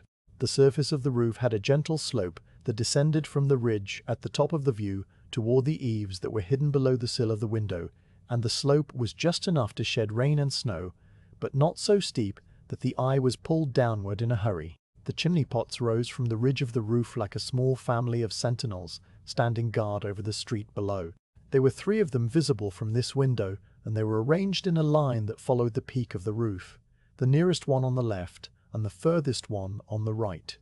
Each one slightly different in height and shape, because they had been made by hand from terracotta clay and fired in a kiln somewhere in the countryside before being brought to the city and set in place with mortar. The terracotta had originally been a warm reddish-orange, but years of smoke and soot and weather had darkened the surface to a deep brownish grey that was almost black in the crevices where the rain did not wash it clean. Each chimney pot had a slightly flared rim at the top and a series of decorative ridges running around the middle, details that were barely visible from this distance, but were there nonetheless put there by a potter who believed that even things meant to carry smoke away deserved a small measure of beauty. The nearest chimney pot was the one you looked at most often, because it was closest, and because a small portion of its surface caught the light in a way that made the terracotta colour show through the soot, a faint warm undertone that was visible only in certain conditions of sky and sun. The pot had a small chip missing from its rim on the side facing away from the window, a flaw that had probably occurred during installation or during a particularly hard winter when ice had formed and cracked the clay, and the chip exposed the raw terracotta beneath, a brighter orange that stood out against the darkened surface like a small wound that had never healed. A thin wisp of smoke rose from this chimney pot and from the one beside it, pale grey streams that emerged from the dark openings and were immediately caught by the wind and flattened into horizontal streaks that dissolved into the larger grey of the sky. The smoke moved in a way that was almost hypnotic if you watched it for too long, rising and falling in small pulses that matched the rhythm of the fire burning somewhere in the hearth below, a fire that was tended by someone you would never see and never know. The patch of sky that filled the upper half of the view was the colour of unpolished pewter, a smooth, even grey that stretched from the left edge of the window to the right edge, and from the top of the frame to the ridge of the roof. The grey was not a single flat colour, but a field of subtle variations, lighter near the horizon where the sun was trying to break through, and darker near the top of the window where the clouds were thicker and more densely packed. The variations shifted slowly as you watched, a pale area brightening slightly and then fading, a dark area softening and spreading. Changes that were so gradual they were more like the memory of change than change itself. The sky had the quality of an old linen sheet that has been washed so many times it has become thin and soft and slightly translucent, a fabric that lets light through, but not the clear shape of what lies beyond. The light that came through the window and fell into the atelier was a direct result of this grey sky and these shifting clouds, and you could see the connection between the two as clearly as if they were linked by visible threads. When a patch of sky brightened, the light in the room brightened in response, and the silvery blue of the gown caught the change and held it for a moment before returning to its usual tone. When a cloud thickened and the sky darkened, the room dimmed by a corresponding degree, and the shadows in the folds of the skirt deepened, and the highlights on the lace softened. The window was not just a source of light, but a kind of living painting that changed throughout the day, a slow performance that required no audience, but was there for anyone who chose to look. A bird landed on the nearest chimney pot while you were watching the sky, and the sudden presence of something living in the still composition drew your eye immediately. The bird was small and dark, and its species was not immediately obvious because it was silhouetted against the pale grey of the sky, but as it settled onto the flared rim of the pot and turned its head, you could see that it was a sparrow, one of the countless sparrows that lived in the eaves and gutters of the city and made their small livings among the stones and tiles and human leavings, but not the small livings among the stones and tiles and human leavings. The sparrow had a round body and a short tail and a head that moved in quick, jerky motions as it surveyed the rooftop and the sky and the window where you sat watching. Its feathers were shades of brown and grey and buff that blended perfectly with the colours of the roof and the chimney, and if it had not moved you might never have noticed it at all. The sparrow stood on the rim of the chimney pot for a long moment, and the smoke rose around it in thin wisps that did not seem to bother the bird at all. The warmth of the chimney pot must have been pleasant on its small feet because the terracotta absorbed the heat of the fire below and radiated it upward, a small comfort on a cool autumn afternoon. The sparrow preened briefly, turning its head to tuck its beak under one wing and then the other, a quick efficient motion that smoothed the feathers and removed whatever small things had accumulated there. Then it was still again, facing the window and seeming to look directly at you through the wavy old glass, though you knew that the bird could not see inside because the glass was reflective from the outside and the interior of the atelier was darker than the sky. The moment stretched and the sparrow remained on the chimney pot, and you remained in the chair, and the two of you existed in a kind of shared stillness that was broken only by the distant sounds of the city and the soft tick of the clock from the shop below. The bird was a small living thing going about its small living business, and you were a small living thing doing the same. And for this brief interval, your two separate worlds overlapped in the narrow space between the window and the chimney pot. The sparrow turned its head once more, and then it launched itself from the rim with a quick downward beat of its wings and flew away across the rooftop, disappearing behind the next chimney pot and then reappearing as a small dark shape against the grey sky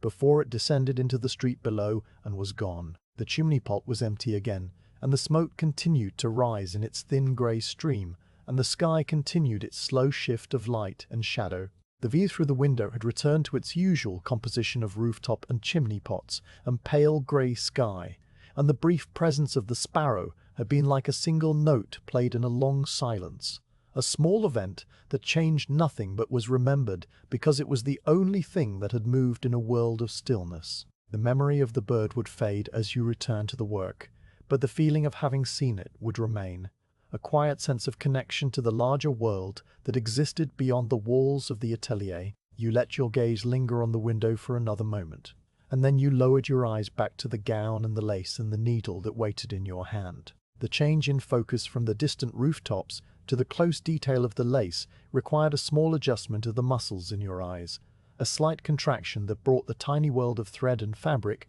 back into sharp clarity. The torn section of the collar lay before you in the light from the window, and the line of stitches you had made was clearly visible, a pale path of ecru thread that followed the edge of the lace and bound it once again to the silk. The remaining gap was smaller now, and the work would be finished soon, though soon was a relative term in this room where time moved at the pace of the needle and the thread. The background sounds of the city had diminished while you were looking out the window, and the change had happened so gradually that you had not noticed it until now when you returned your attention to the interior of the atelier. The low murmur of carts and voices and horses' hooves that had been present earlier was now so faint that it might have been the sound of your own pulse in your ears, a distant hum that was more a feeling than a noise. The clock in the shop below continued to tick with its steady patient rhythm, and the sound was clearer now that the city sounds had faded, a clean, precise tick that marked the seconds as they passed, but made no demand that anything should happen in those seconds. The silence that filled the room was deeper than before, and it had a quality that was almost physical, a presence that wrapped around the gown and the dress form and the chair and the table and held everything in a calm suspension. Your hand was still holding the needle, and the thread still trailed from its eye in a loose loop, and the small knot at the end of the doubled strand was still secure against the underside of the lace. The break had refreshed your eyes, and the view from the window had refreshed your mind, and you were ready now to continue the work that remained, to take the next stitch, and the one after that, and all the stitches that would finally close the tier and make the lace whole again. You looked at the next hexagon in the neck ground, and you positioned the needle above it, and you began the slow, careful motion that would carry the thread through the lace and into the silk and back again, resuming the rhythm that had been interrupted by nothing more than the simple need to rest and look out at the quiet world beyond the window. The needle continued its slow journey through the lace and the silk, and the rhythm of the work had become so familiar now that your hand moved without any sense of effort or decision, simply following the path that the tear had laid out and the original stitches had marked. The pale écru thread accumulated along the edge of the collar in a line that was almost continuous, and the gap between the lace and the folded silk grew smaller with each pass of the needle, closing incrementally like a door being drawn shut by a patient hand that felt no need to hurry. The light from the window remained steady and grey, and the dust motes continued their slow drift through the beam, and the distant clock in the shop below continued its quiet ticking, and everything in the atelier was arranged around the central fact of the gown and the form that held it. The dress form itself was more than a simple stand, and it deserved a kind of attention that it rarely received, because it was always covered by whatever garment was being worked upon. The form was the silent partner in every stitch that had ever been taken in this room, the steady presence that held the fabric in place and allowed the seamstress to see how the garment would fall and drape and move on a living body. Without the form, the gown would be a flat collection of shaped pieces spread across the table, a puzzle without dimension, and it was only when those pieces were assembled and fitted over the curves of the form that they became something that could be worn, something that had shape and weight and presence. The form had been in this atelier for longer than anyone could remember, and it had held hundreds of garments over the years, each one leaving a small impression of its particular weight and shape, before being taken away and replaced by another. The stand that supported the form was made of wood that had been turned on a lathe and polished to a dark brown finish that was almost black in the shadows. The wood was dense and heavy, and it had a grain that was visible as fine parallel lines running the length of the central column, lines that curved slightly around the knots and flowed like water around stones in a stream. The central column rose from a tripod base that spread outward in 3 directions, with legs that were shaped like gentle curves, each leg ending in a small brass cap that protected the floorboards from the weight of the whole assembly. The brass caps were warm smooth on the bottom where they had been slid across the floor countless times, repositioning the form to catch the light or to make room for another project, or simply to change the view from the window. The caps had a warm golden color that was brighter than the dark wood, and they caught the light from the window in small gleams that were visible only from certain angles. The tripod base was joined to the central column by a wooden hub that had been carved with simple decorative grooves, circles that wrapped around the wood in parallel lines and created a pattern that was pleasing to the eye without being ornate. The hub was slightly wider than the column, and it bore the weight of everything above it, transferring that weight down through the 3 legs and into the floor, where it was distributed evenly and forgotten. The central column itself was about as thick as a person's wrist, and it rose straight up for perhaps 2 feet before meeting the underside of the form, and along its length there was a mechanism that allowed the height of the form to be adjusted. The mechanism was simple and consisted of a wooden peg that fit into a series of holes drilled at intervals along the inner shaft, and the peg could be removed and reinserted to raise or lower the form by small increments. The peg was currently set at a height that made the hem of the gown just brush the floorboards, a height that was appropriate for a woman of average stature,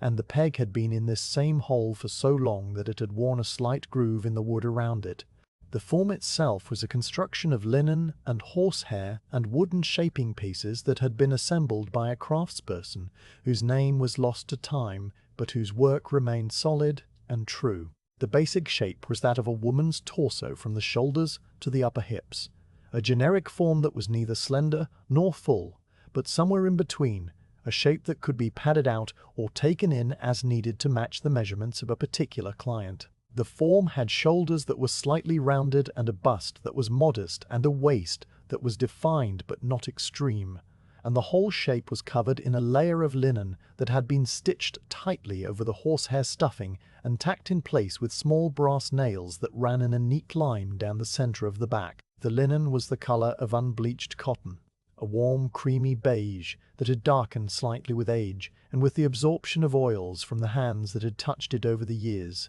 The surface of the linen was smooth, but not perfectly smooth, because the horsehair beneath created small variations in the texture, tiny bumps and hollows that gave the form a more organic feel than a perfectly smooth surface would have. The linen covering had been on the form for a very long time, and it showed signs of its age in ways that were subtle but visible if you looked closely. There were faint stains near the neckline where pins had been inserted and removed thousands of times, leaving behind tiny traces of metal that had oxidized and created pale grey marks that would never wash out. There were small pulls in the weave where needles had caught the fabric instead of passing through the garment, and these pulls had been smoothed down by the pressure of subsequent garments, so that they lay flat but were still visible as slight irregularities in the surface. The seams of the linen covering were stitched with strong thread in a colour that had once been white and was now a soft ivory, and the stitches were large and functional rather than decorative, meant to hold the covering tight against the stuffing and to withstand the constant pressure of pins and needles and the weight of heavy fabrics. The horsehair stuffing inside the form gave it a firmness that was different from the softness of a pillow or the hardness of wood, a resilience that accepted pins easily and held them securely, but also allowed the form to be squeezed slightly if pressure was applied. The horsehair had come from the tails and manes of horses long ago, and it had been cleaned and carded and packed into the linen shell in layers that were even and consistent. The hair was coarse and springy, and it had a natural curl that helped it hold its shape, and even after all these years it still retained some of its original springiness, pushing back against the linen covering and keeping the form full and round. There was a faint smell that came from the form if you stood very close to it, a dry animal smell that was not unpleasant, but rather earthy and old, like the smell of a wool blanket that had been stored in a wooden chest for a generation. The weight of the gown on the form was a constant presence that affected everything about the way the garment hung and draped and settled into its shape. The gown was not light and the form was not light, and together they created a combined mass that pressed down through the central column and into the tripod base, and from there into the floorboards, and this pressure was what kept everything stable and still and ready to receive the work of the needle. The weight of the gown was distributed unevenly across the form, because the skirt was heavy and the bodice was lighter, and the panniers created areas of concentrated pressure where they rested against the hips of the form. The linen covering had conformed to these pressures over time, and there were slight indentations where the panniers always sat, shallow depressions in the horsehair that matched the shape of the cane and linen structures that held the skirt out wide. The gown itself seemed to understand the form that supported it, and the two had entered into a kind of partnership during the hours that you had been working. The silk had warmed slightly from the ambient temperature of the room, and it had relaxed into the curves of the form, losing some of the stiffness that it had possessed when first uncovered.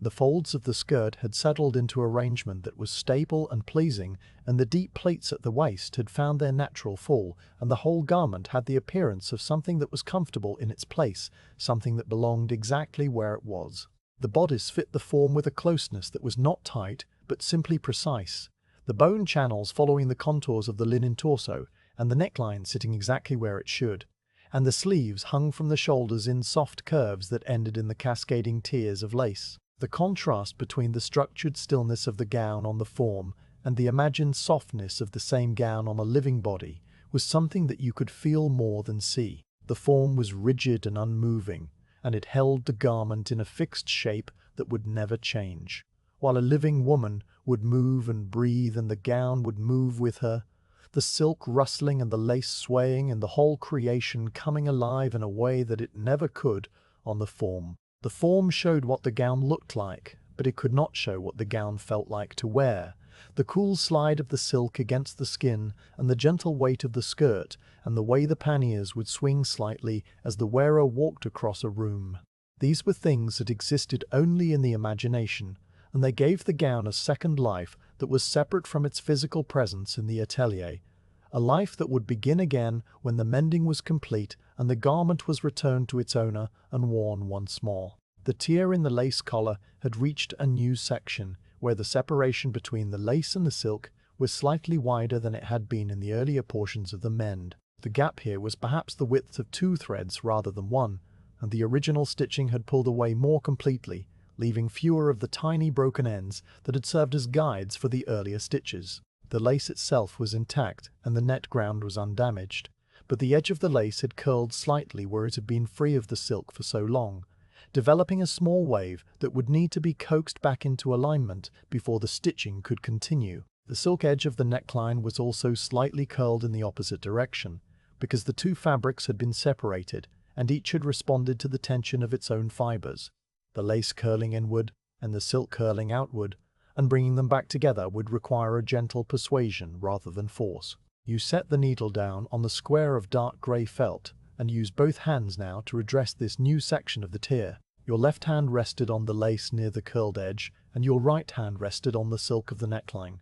and you applied a very light pressure to both, not pushing or pulling, but simply holding them in a way that encouraged them to return to their original positions. The lace was cool and slightly stiff under your fingers and the silk was smooth and yielding, and you could feel the difference between the two materials as clearly as you could feel the difference between water and stone. The curl in the lace was stubborn, but not impossible, and you held it flat against the silk with a patience that allowed the fibers to relax gradually, giving up their memory of the curled position and accepting the new flat position that you were offering. The process took time, and you did not measure the time because measuring it would have been contrary to the nature of the work. The lace and the silk had been separated for long enough that they had forgotten how to lie together, and they needed to be reintroduced slowly, allowed to become accustomed to each other again before they could be permanently joined by the thread. Your hands remained steady and the pressure remained light, and you could feel the small changes happening under your fingertips, the tiny shifts of thread and fiber as the curl in the lace gradually flattened and the curl in the silk gradually relaxed, and the two edges came closer to the alignment that they had known when the gown was first made. The light from the window fell across your hands and across the lace and the silk, and everything was illuminated in the soft grey glow, and the room was so quiet that you could hear the faint sound of your own breathing and the even fainter sound of the fabric settling against each other. When the edges were finally aligned to your satisfaction, you picked up the needle again and prepared to continue the stitching along this new section. The thread still trailed from the eye in its loose loop, and the small knot was still secure against the underside of the lace where you had left it. The next hexagon in the net ground was waiting, and you positioned the needle above it and began the slow, careful motion that would carry the thread through the lace and into the silk and back again, resuming the rhythm that had become as natural as the beating of your heart. The first stitch in this new section required a slight adjustment of the angle, because the alignment was not exactly the same as it had been before, but the adjustment was small, and your hand made it without conscious thought, and the needle passed through the lace and the silk, and emerged on the underside where you drew it gently through. The gown and the form accepted this new stitch, as they had accepted all the others, without complaint and without resistance, and the mend continued to grow along the edge of the collar. The pale ecru thread followed the path that the original thread had followed, and the gap continued to close, and the lace continued to become whole again, one stitch at a time, in the quiet atelier, where the only sounds were the soft whisper of the thread passing through the fabric and the distant tick of the clock, and the slow, steady rhythm of your own breath. The light in the atelier had been changing for some time, without your noticing it, the way that the hour of dusk approaches, not as a sudden event, but as a gradual accumulation of small dimmings that only become apparent when the world has already shifted from one state to another. The grey of the afternoon sky had been deepening by increments so small that each individual increment was imperceptible, a darkening that was more like a thought than a visible change. And it was only when you lifted your eyes from the lace and looked toward the window that you understood how far the day had progressed. The patch of sky visible above the rooftops was no longer the pale pewter of mid-afternoon, but had become a soft blue-grey that held the memory of light without containing any light of its own, the colour of a winter sea just before the surface freezes, smooth and even, and full of a quiet that seemed to press against the glass. The rooftops opposite had changed as well, and the slate tiles that had been distinct and separate in the stronger light of earlier hours had now begun to merge into a single dark mass, where the individual rows of overlapping scales were no longer visible except as a faint texture that the eye could feel more than see. The chimney pots had lost their definition and stood against the deepening sky as simple silhouettes without detail, dark shapes that rose from the ridge of the roof like the fingers of a hand reaching towards something that was no longer there. The smoke that had been rising from the nearest pot earlier in the afternoon was still rising, or perhaps it was not, because the light was now too dim to distinguish the pale grey stream from the pale grey sky behind it, and the whole view through the window had become a study in tones of grey that shaded into one another without clear boundaries. The interior of the atelier had responded to this change in the outside light by withdrawing into itself, pulling its colours and textures back into a softer version of what they had been. The silvery blue of the gown on the dress form had deepened to a colour that was almost grey. The lavender undertone that had appeared in the warmer light now completely submerged beneath a cool neutrality that gave the silk the appearance of frozen water, smooth and still, and holding within it the faint reflection of the window and the sky beyond. The white linen of the petticoat that peeked out at the hem was no longer white, but a pale grey that matched the walls, and the lace of the collar had become a complex pattern of shadows, where the flowers and vines and tiny birds were suggested rather than shown, their details retreating into the growing dimness like creatures settling into their nests for the night. The shadows in the room had lengthened and deepened, and they had become more numerous, spreading out from the legs of the table and the base of the dress form and the chair where you sat, reaching across the floorboards in long fingers that touched one another and merged into larger pools of darkness. The corners of the atelier where the light from the window had never fully reached were now completely dark, not black, but a deep soft grey that seemed to have substance, a velvety dimness that absorbed the remaining light and gave nothing back. The shelves against the wall had retreated into this dimness, and the bolts of fabric wrapped in their brown paper were now only vague cylindrical shapes that could have been anything or nothing, their colours and textures hidden until the light returned. The quality of the remaining light had changed as well, and it was no longer the cool, even illumination that came from a grey sky, but something thinner and more fragile, a light that seemed to be fading even as you looked at it, as though the day were a candle that had burned down to its final inch and was now guttering in its own wax. The beam that fell through the window no longer formed a distinct rectangle on the floor, but had softened at its edges until it was more like a blow than a beam, a general brightening of the air near the window that faded imperceptibly into the dimness of the rest of the room. The dust motes that had been visible in the stronger light were gone now, either settled or simply no longer illuminated, and the air itself seemed thicker and more still, as though it too were preparing for the night. The needle in your hand had become harder to see, and the pale ecru thread had lost its contrast against the ivory of the lace, blending into the surrounding fabric so that the line of stitches you had been making was visible only because you knew where to look and because your fingers could feel the slight ridge of the thread against the net ground. The tear in the lace was almost closed now, and only a small portion remained near the front of the bodice where the collar curved downward toward its center, but the diminishing light had made the work increasingly difficult,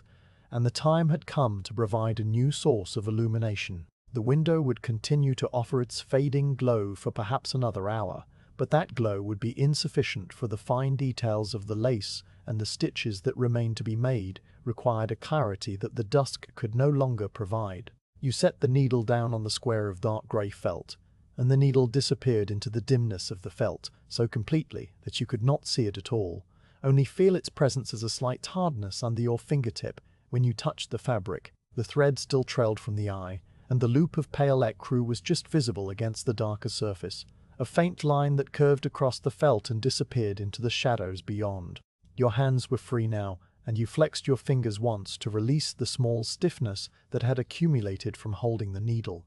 and then you rose from the chair, and the rush seat made its soft sound of release that was swallowed immediately by the larger quiet of the room. The candle waited on the wooden table where it had been since you first entered the atelier, a simple column of beeswax set into a brass holder that had been polished so many times over the years that the surface had developed a soft patina of tiny scratches that caught the fading light in a gentle shimmer. The candle itself was the color of fresh cream, and it had been made by hand in a workshop somewhere in the city. The wax poured into a mold and allowed to cool slowly so that it formed a dense, even texture that would burn cleanly and steadily without smoking or sputtering. The wick was a length of cotton that had been braided and treated with something that would help it catch the flame, and it stood upright from the center of the candle's top surface, a small pale tuft that was ready to perform its single function. Beside the candle on the table there was a small tin box that contained the means of making fire, and you reached for this box and lifted its lid with a motion that was familiar and automatic. Inside the box there was a piece of flint that was dark and glossy and shaped like a small river stone.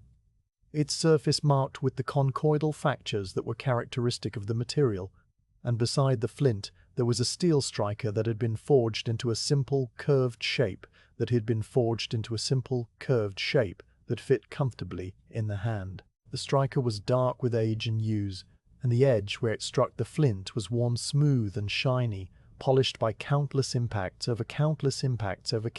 evenings in this same room. There was also a small quantity of charred linen cloth folded into a neat square, the material that would catch the spark and hold it long enough to transfer the flame to the candle's wick. You took the flint in your left hand and the striker in your right, and you held them over the tin box so that any sparks that fell would land safely on the metal rather than on the wooden table or the floor. The flint was cool and smooth, and the striker was cool and rough, and the two objects had been paired together for so long that they seemed to know each other, to understand the exact angle and pressure that would produce the brightest spark. You struck the steel against the flint with a quick downward motion, and the impact produced a small shower of sparks that flew outward in a brief constellation of orange light, each spark living for only a fraction of a second before fading into the dim air. The sound of the strike was a sharp click that cut through the quiet of the room and then was gone, leaving behind only the faint smell of heated metal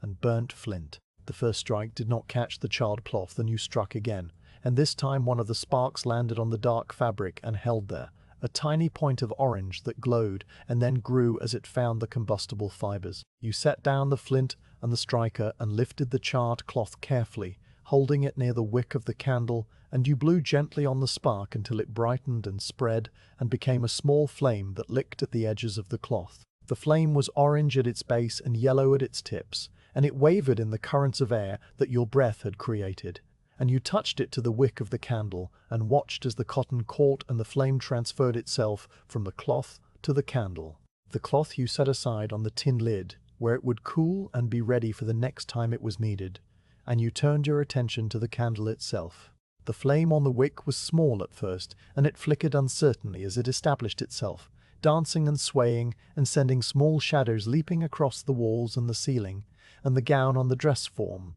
Then the wick settled into its burn, and the flame steadied and grew into a quiet teardrop of light that was bright at its core and softer at its edges. A small sun that pushed back against the gathering dusk and created a warm sphere of illumination in the immediate vicinity of the table. The light from the candle was entirely different from the light that had come through the window, and the difference was not just in brightness but in quality and color and the way it made you feel. The daylight had been cool and grey, and even a light that revealed everything equally and asked for nothing in return, while the candlelight was warm and golden and selective, a light that chose what to illuminate and left the rest in a soft darkness that was not frightening, but rather comforting. The candle created a small world that existed within its circle of influence, a world that contained the wooden table and the basket of thread, and the pincushion and the scissors in your hands, and the portion of the gown that was closest to where you sat, and everything beyond that circle retreated into a dimness that was peaceful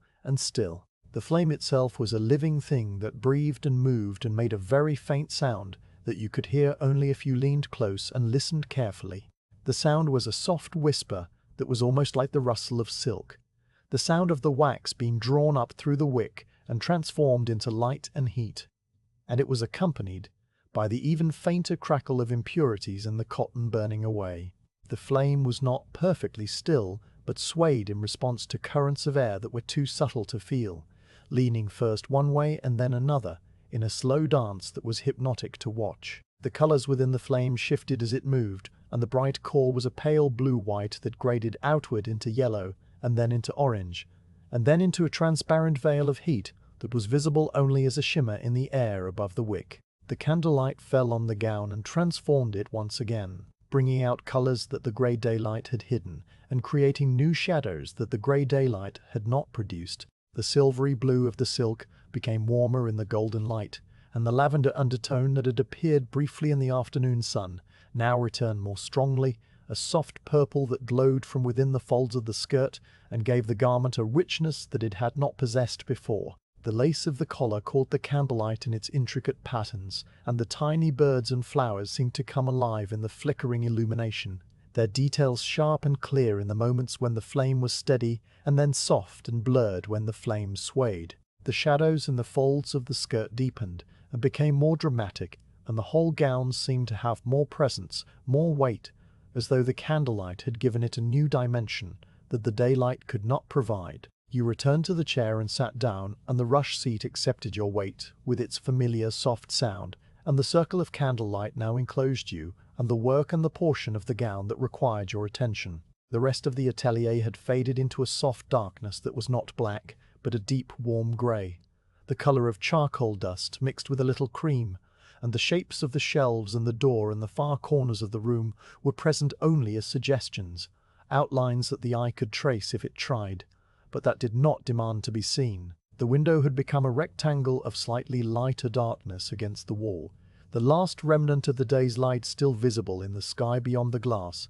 but that light was fading quickly now, and would soon be gone entirely. The needle was where you had left it on the square of felt, and the pale ecru thread was more visible in the candlelight than it had been in the dusk, catching the warm glow and reflecting it back as a thin line of gold against the darker felt. You picked up the needle and held it in your hand, and the steel was cool and familiar, and the thread trailed from the eye in its loose loop, and you leaned closer to the gown so that the tear in the lace was fully illuminated by the candle's flame. The remaining gap was small now, and the stitches you had already made ran in a neat line from the top of the shoulder down to within a finger's width of the front edge of the collar, and the lace and the silk were aligned and ready for the final series of stitches that would close the mend completely. The candlelight made the work both easier and more difficult in ways that balanced each other. The warm golden light brought out the details of the lace more clearly than the grey daylight had done, and the individual threads of the net ground were distinct and sharp,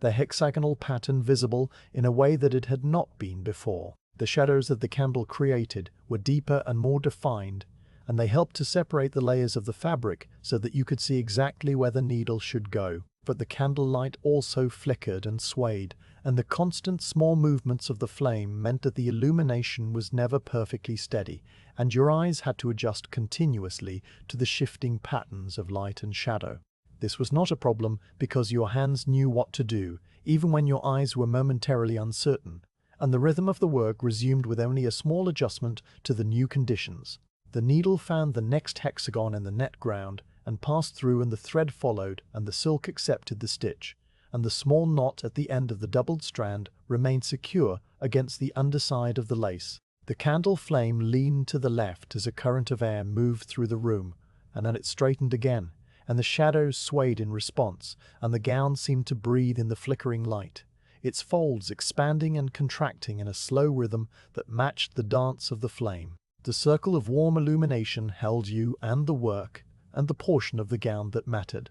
and everything else had retreated into a peaceful darkness where nothing moved and nothing demanded attention. The stitches continued, and the remaining gap grew smaller, with each pass of the needle, and the pale ecru thread traced its path along the edge of the collar, binding the lace to the silk for what would be the final portion of the mend. The candle burned steadily, and the wax pooled around the wick in a small clear lake that reflected the flame as a tiny upside-down image, and the scent of warm beeswax filled the immediate space around the table, a sweet, clean smell that was comforting and ancient. The clock in the shop below had been joined by the sounds of the evening city, a different murmur than the daytime sounds, softer and more sporadic, the noises of a world that was settling itself for the night. The atelier existed in its own small circle of light and warmth and quiet purpose, and the work continued at its own slow pace, unhurried and unbothered by the darkness that had gathered beyond the reach of the candle's flame.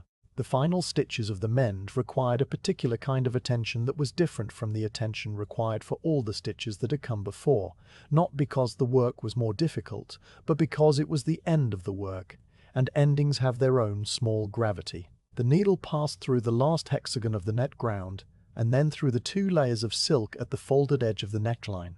and the motion was exactly the same as it had been for every stitch since the beginning, the same angle and the same pressure and the same slow draw of the thread, and yet there was something in the way your hand moved that acknowledged this was the final pass. The pale ecru thread followed the needle and emerged on the underside of the silk, and you pulled it gently through until the tension was just right, snug but not tight, and the last stitch settled into place beside its neighbors, and the line of new thread was complete from the top of the shoulder to the front edge of the collar.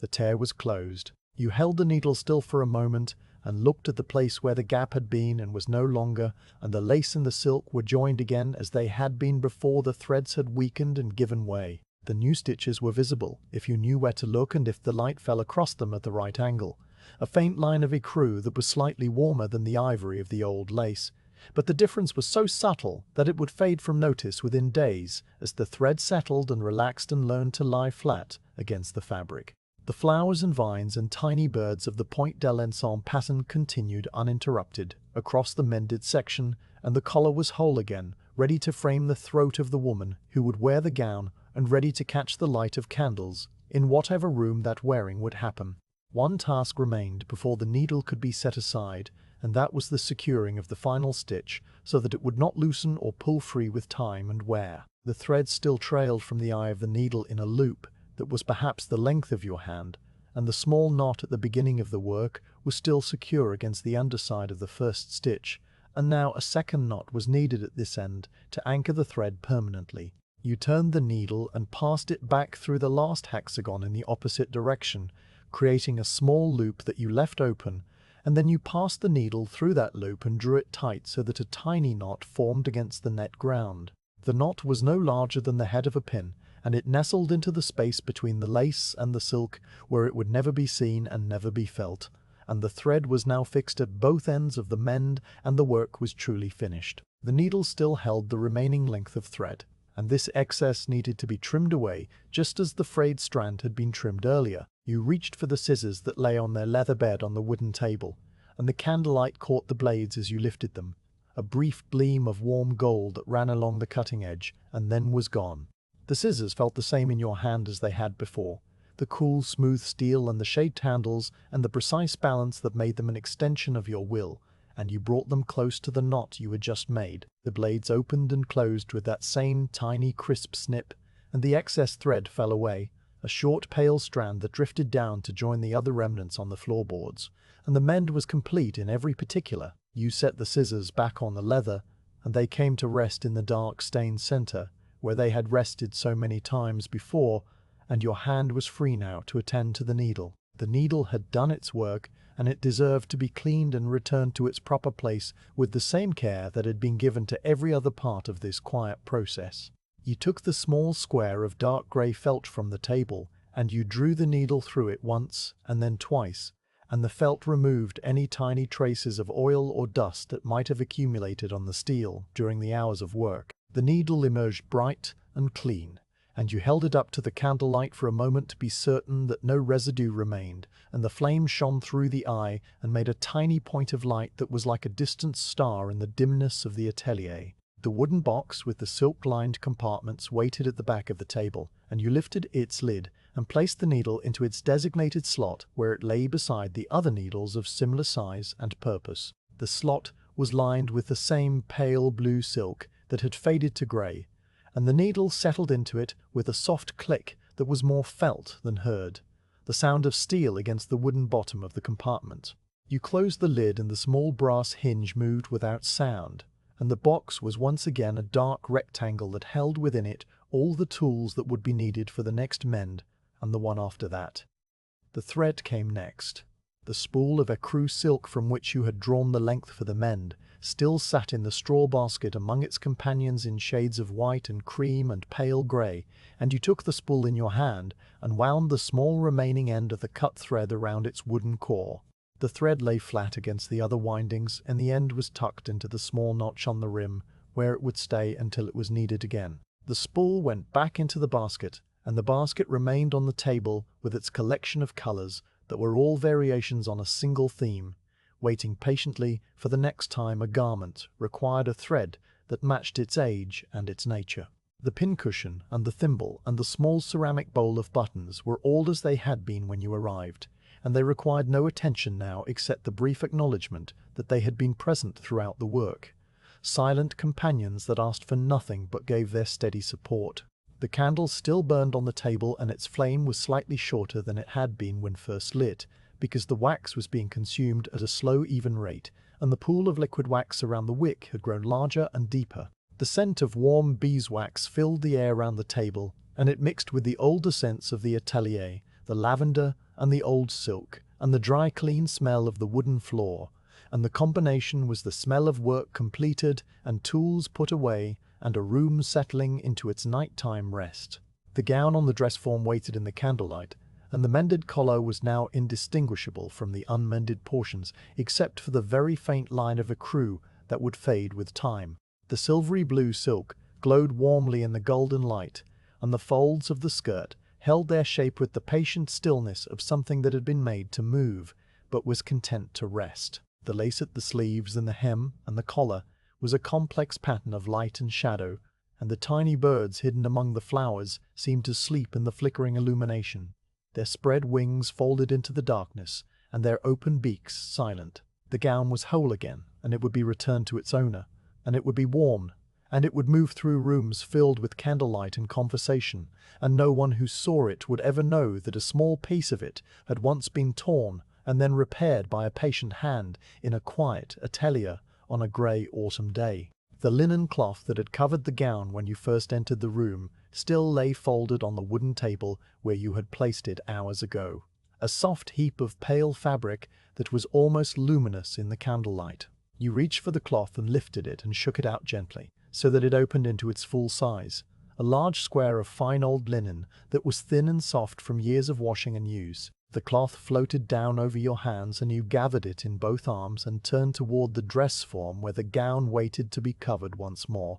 protected from the dust that would settle in the room during the days and nights before the garment was collected. The covering of the gown was a slow process that had its own small rituals, just as the uncovering had been a slow process hours earlier. You began at the hem where the skirt pooled on the floorboards, and you lifted the edge of the linen cloth and tucked it under the brass caps of the tripod base so that it would stay in place. The cloth draped over the skirt, and you smoothed it with your palms, pressing out the small wrinkles that had formed during its time on the table, and the linen settled over the silk like a gentle hand. You worked your way upward, lifting and smoothing and tucking, and the cloth rose over the wide hips created by the panniers, and over the narrow waist, and over the fitted bodice with its boned channels and tiny covered buttons. The lace of the collar was the last part to be covered, and you folded the cloth carefully over the mended section, hiding the new stitches from view and leaving the gown in a soft white cocoon that would keep it safe until it was needed.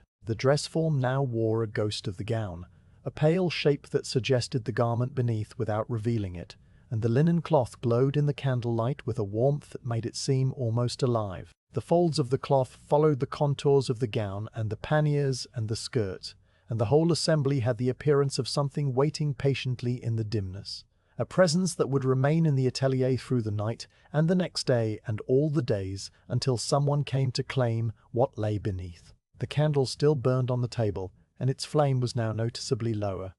the wax having been consumed to the point where the wick was beginning to lean slightly to one side. The light it cast had shrunk inward, and the circle of warm illumination that had enclosed you and the work was now smaller, pulling back toward the table and leaving the edges of the room in a deeper darkness. The window was no longer visible as a rectangle of lighter grey, because the sky outside had darkened completely, and the glass reflected only the faint glow of the candle, a small orange ghost that floated in the black surface. The sounds of the evening city had faded even further, and now there was only the distant tick of the clock from the shop below, and the soft whisper of the candle flame, and the even softer sound of your own breathing. The tools were all in their places, and the gown was covered, and the work was complete, and there remained only the extinguishing of the light and the closing of the door. You stood beside the table and looked once more around the atelier, though there was little to see in the dimness beyond the circle of candlelight. The shapes of the shelves and the chair and the dress form were familiar, even in darkness, and they had been in these same positions for so long that they had become part of the room itself, not objects that could be moved, but features of the space like the walls and the window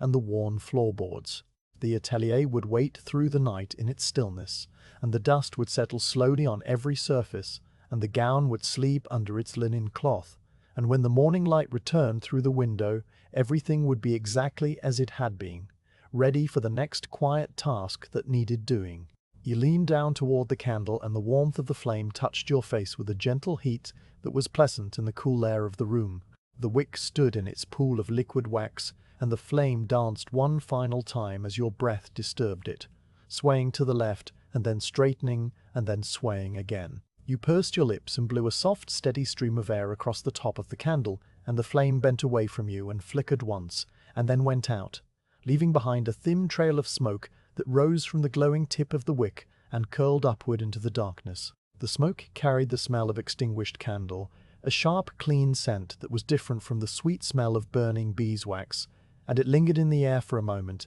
before fading into the other scents of the room. The darkness that followed the extinction of the flame was not immediate, but gradual, because your eyes had been adjusted to the candlelight, and they needed time to accept the new, deeper darkness. The after-image of the flame floated in your vision for a few heartbeats, a small orange shape that moved when you moved your eyes, and then slowly faded to grey, and then to nothing. The room resolved itself into shades of deep blue and charcoal, and the window became visible again as a faint rectangle of lighter darkness where the night sky showed through the glass. The dress form with its covered gown was a pale shape in the center of the room, the white linen cloth catching what little light came through the window and holding it as a soft glow that was barely brighter than the surrounding darkness. You walked toward the door, and your footsteps made small sounds on the floorboards, the same sounds they had made when you entered hours ago, and the room received these sounds and held them and let them fade. The latch of the door was cool under your hand, and you pressed down on the thumb plate and felt the mechanism release with that same soft click that was distinctly satisfying in the way that well-made old things are satisfying. The door swung inward, and you stepped through onto the small square landing at the top of the stairs, and then you turned and pulled the door closed behind you. The latch caught with a gentle sound, and the atelier was sealed away in its darkness and its stillness,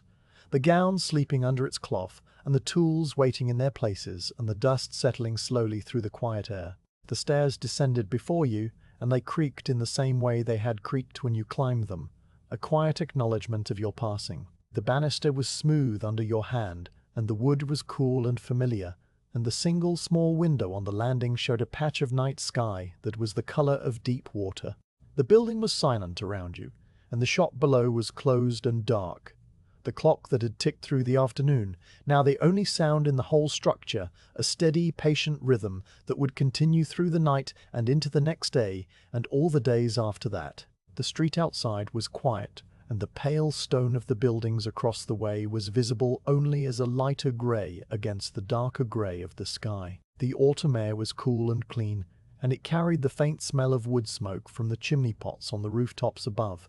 and the city of Paris lay in its own stillness under the soft darkness of the night. The atelier remained behind you and above you, a quiet room tucked under the eaves where a gown slept under a linen cloth, and a mend that had taken all afternoon was now invisible and permanent, waiting for the day when the cloth would be lifted and the garment would be worn, and the patient work of a quiet hand would become part of the larger story of the thing itself, unremarked and unremembered, but essential nonetheless.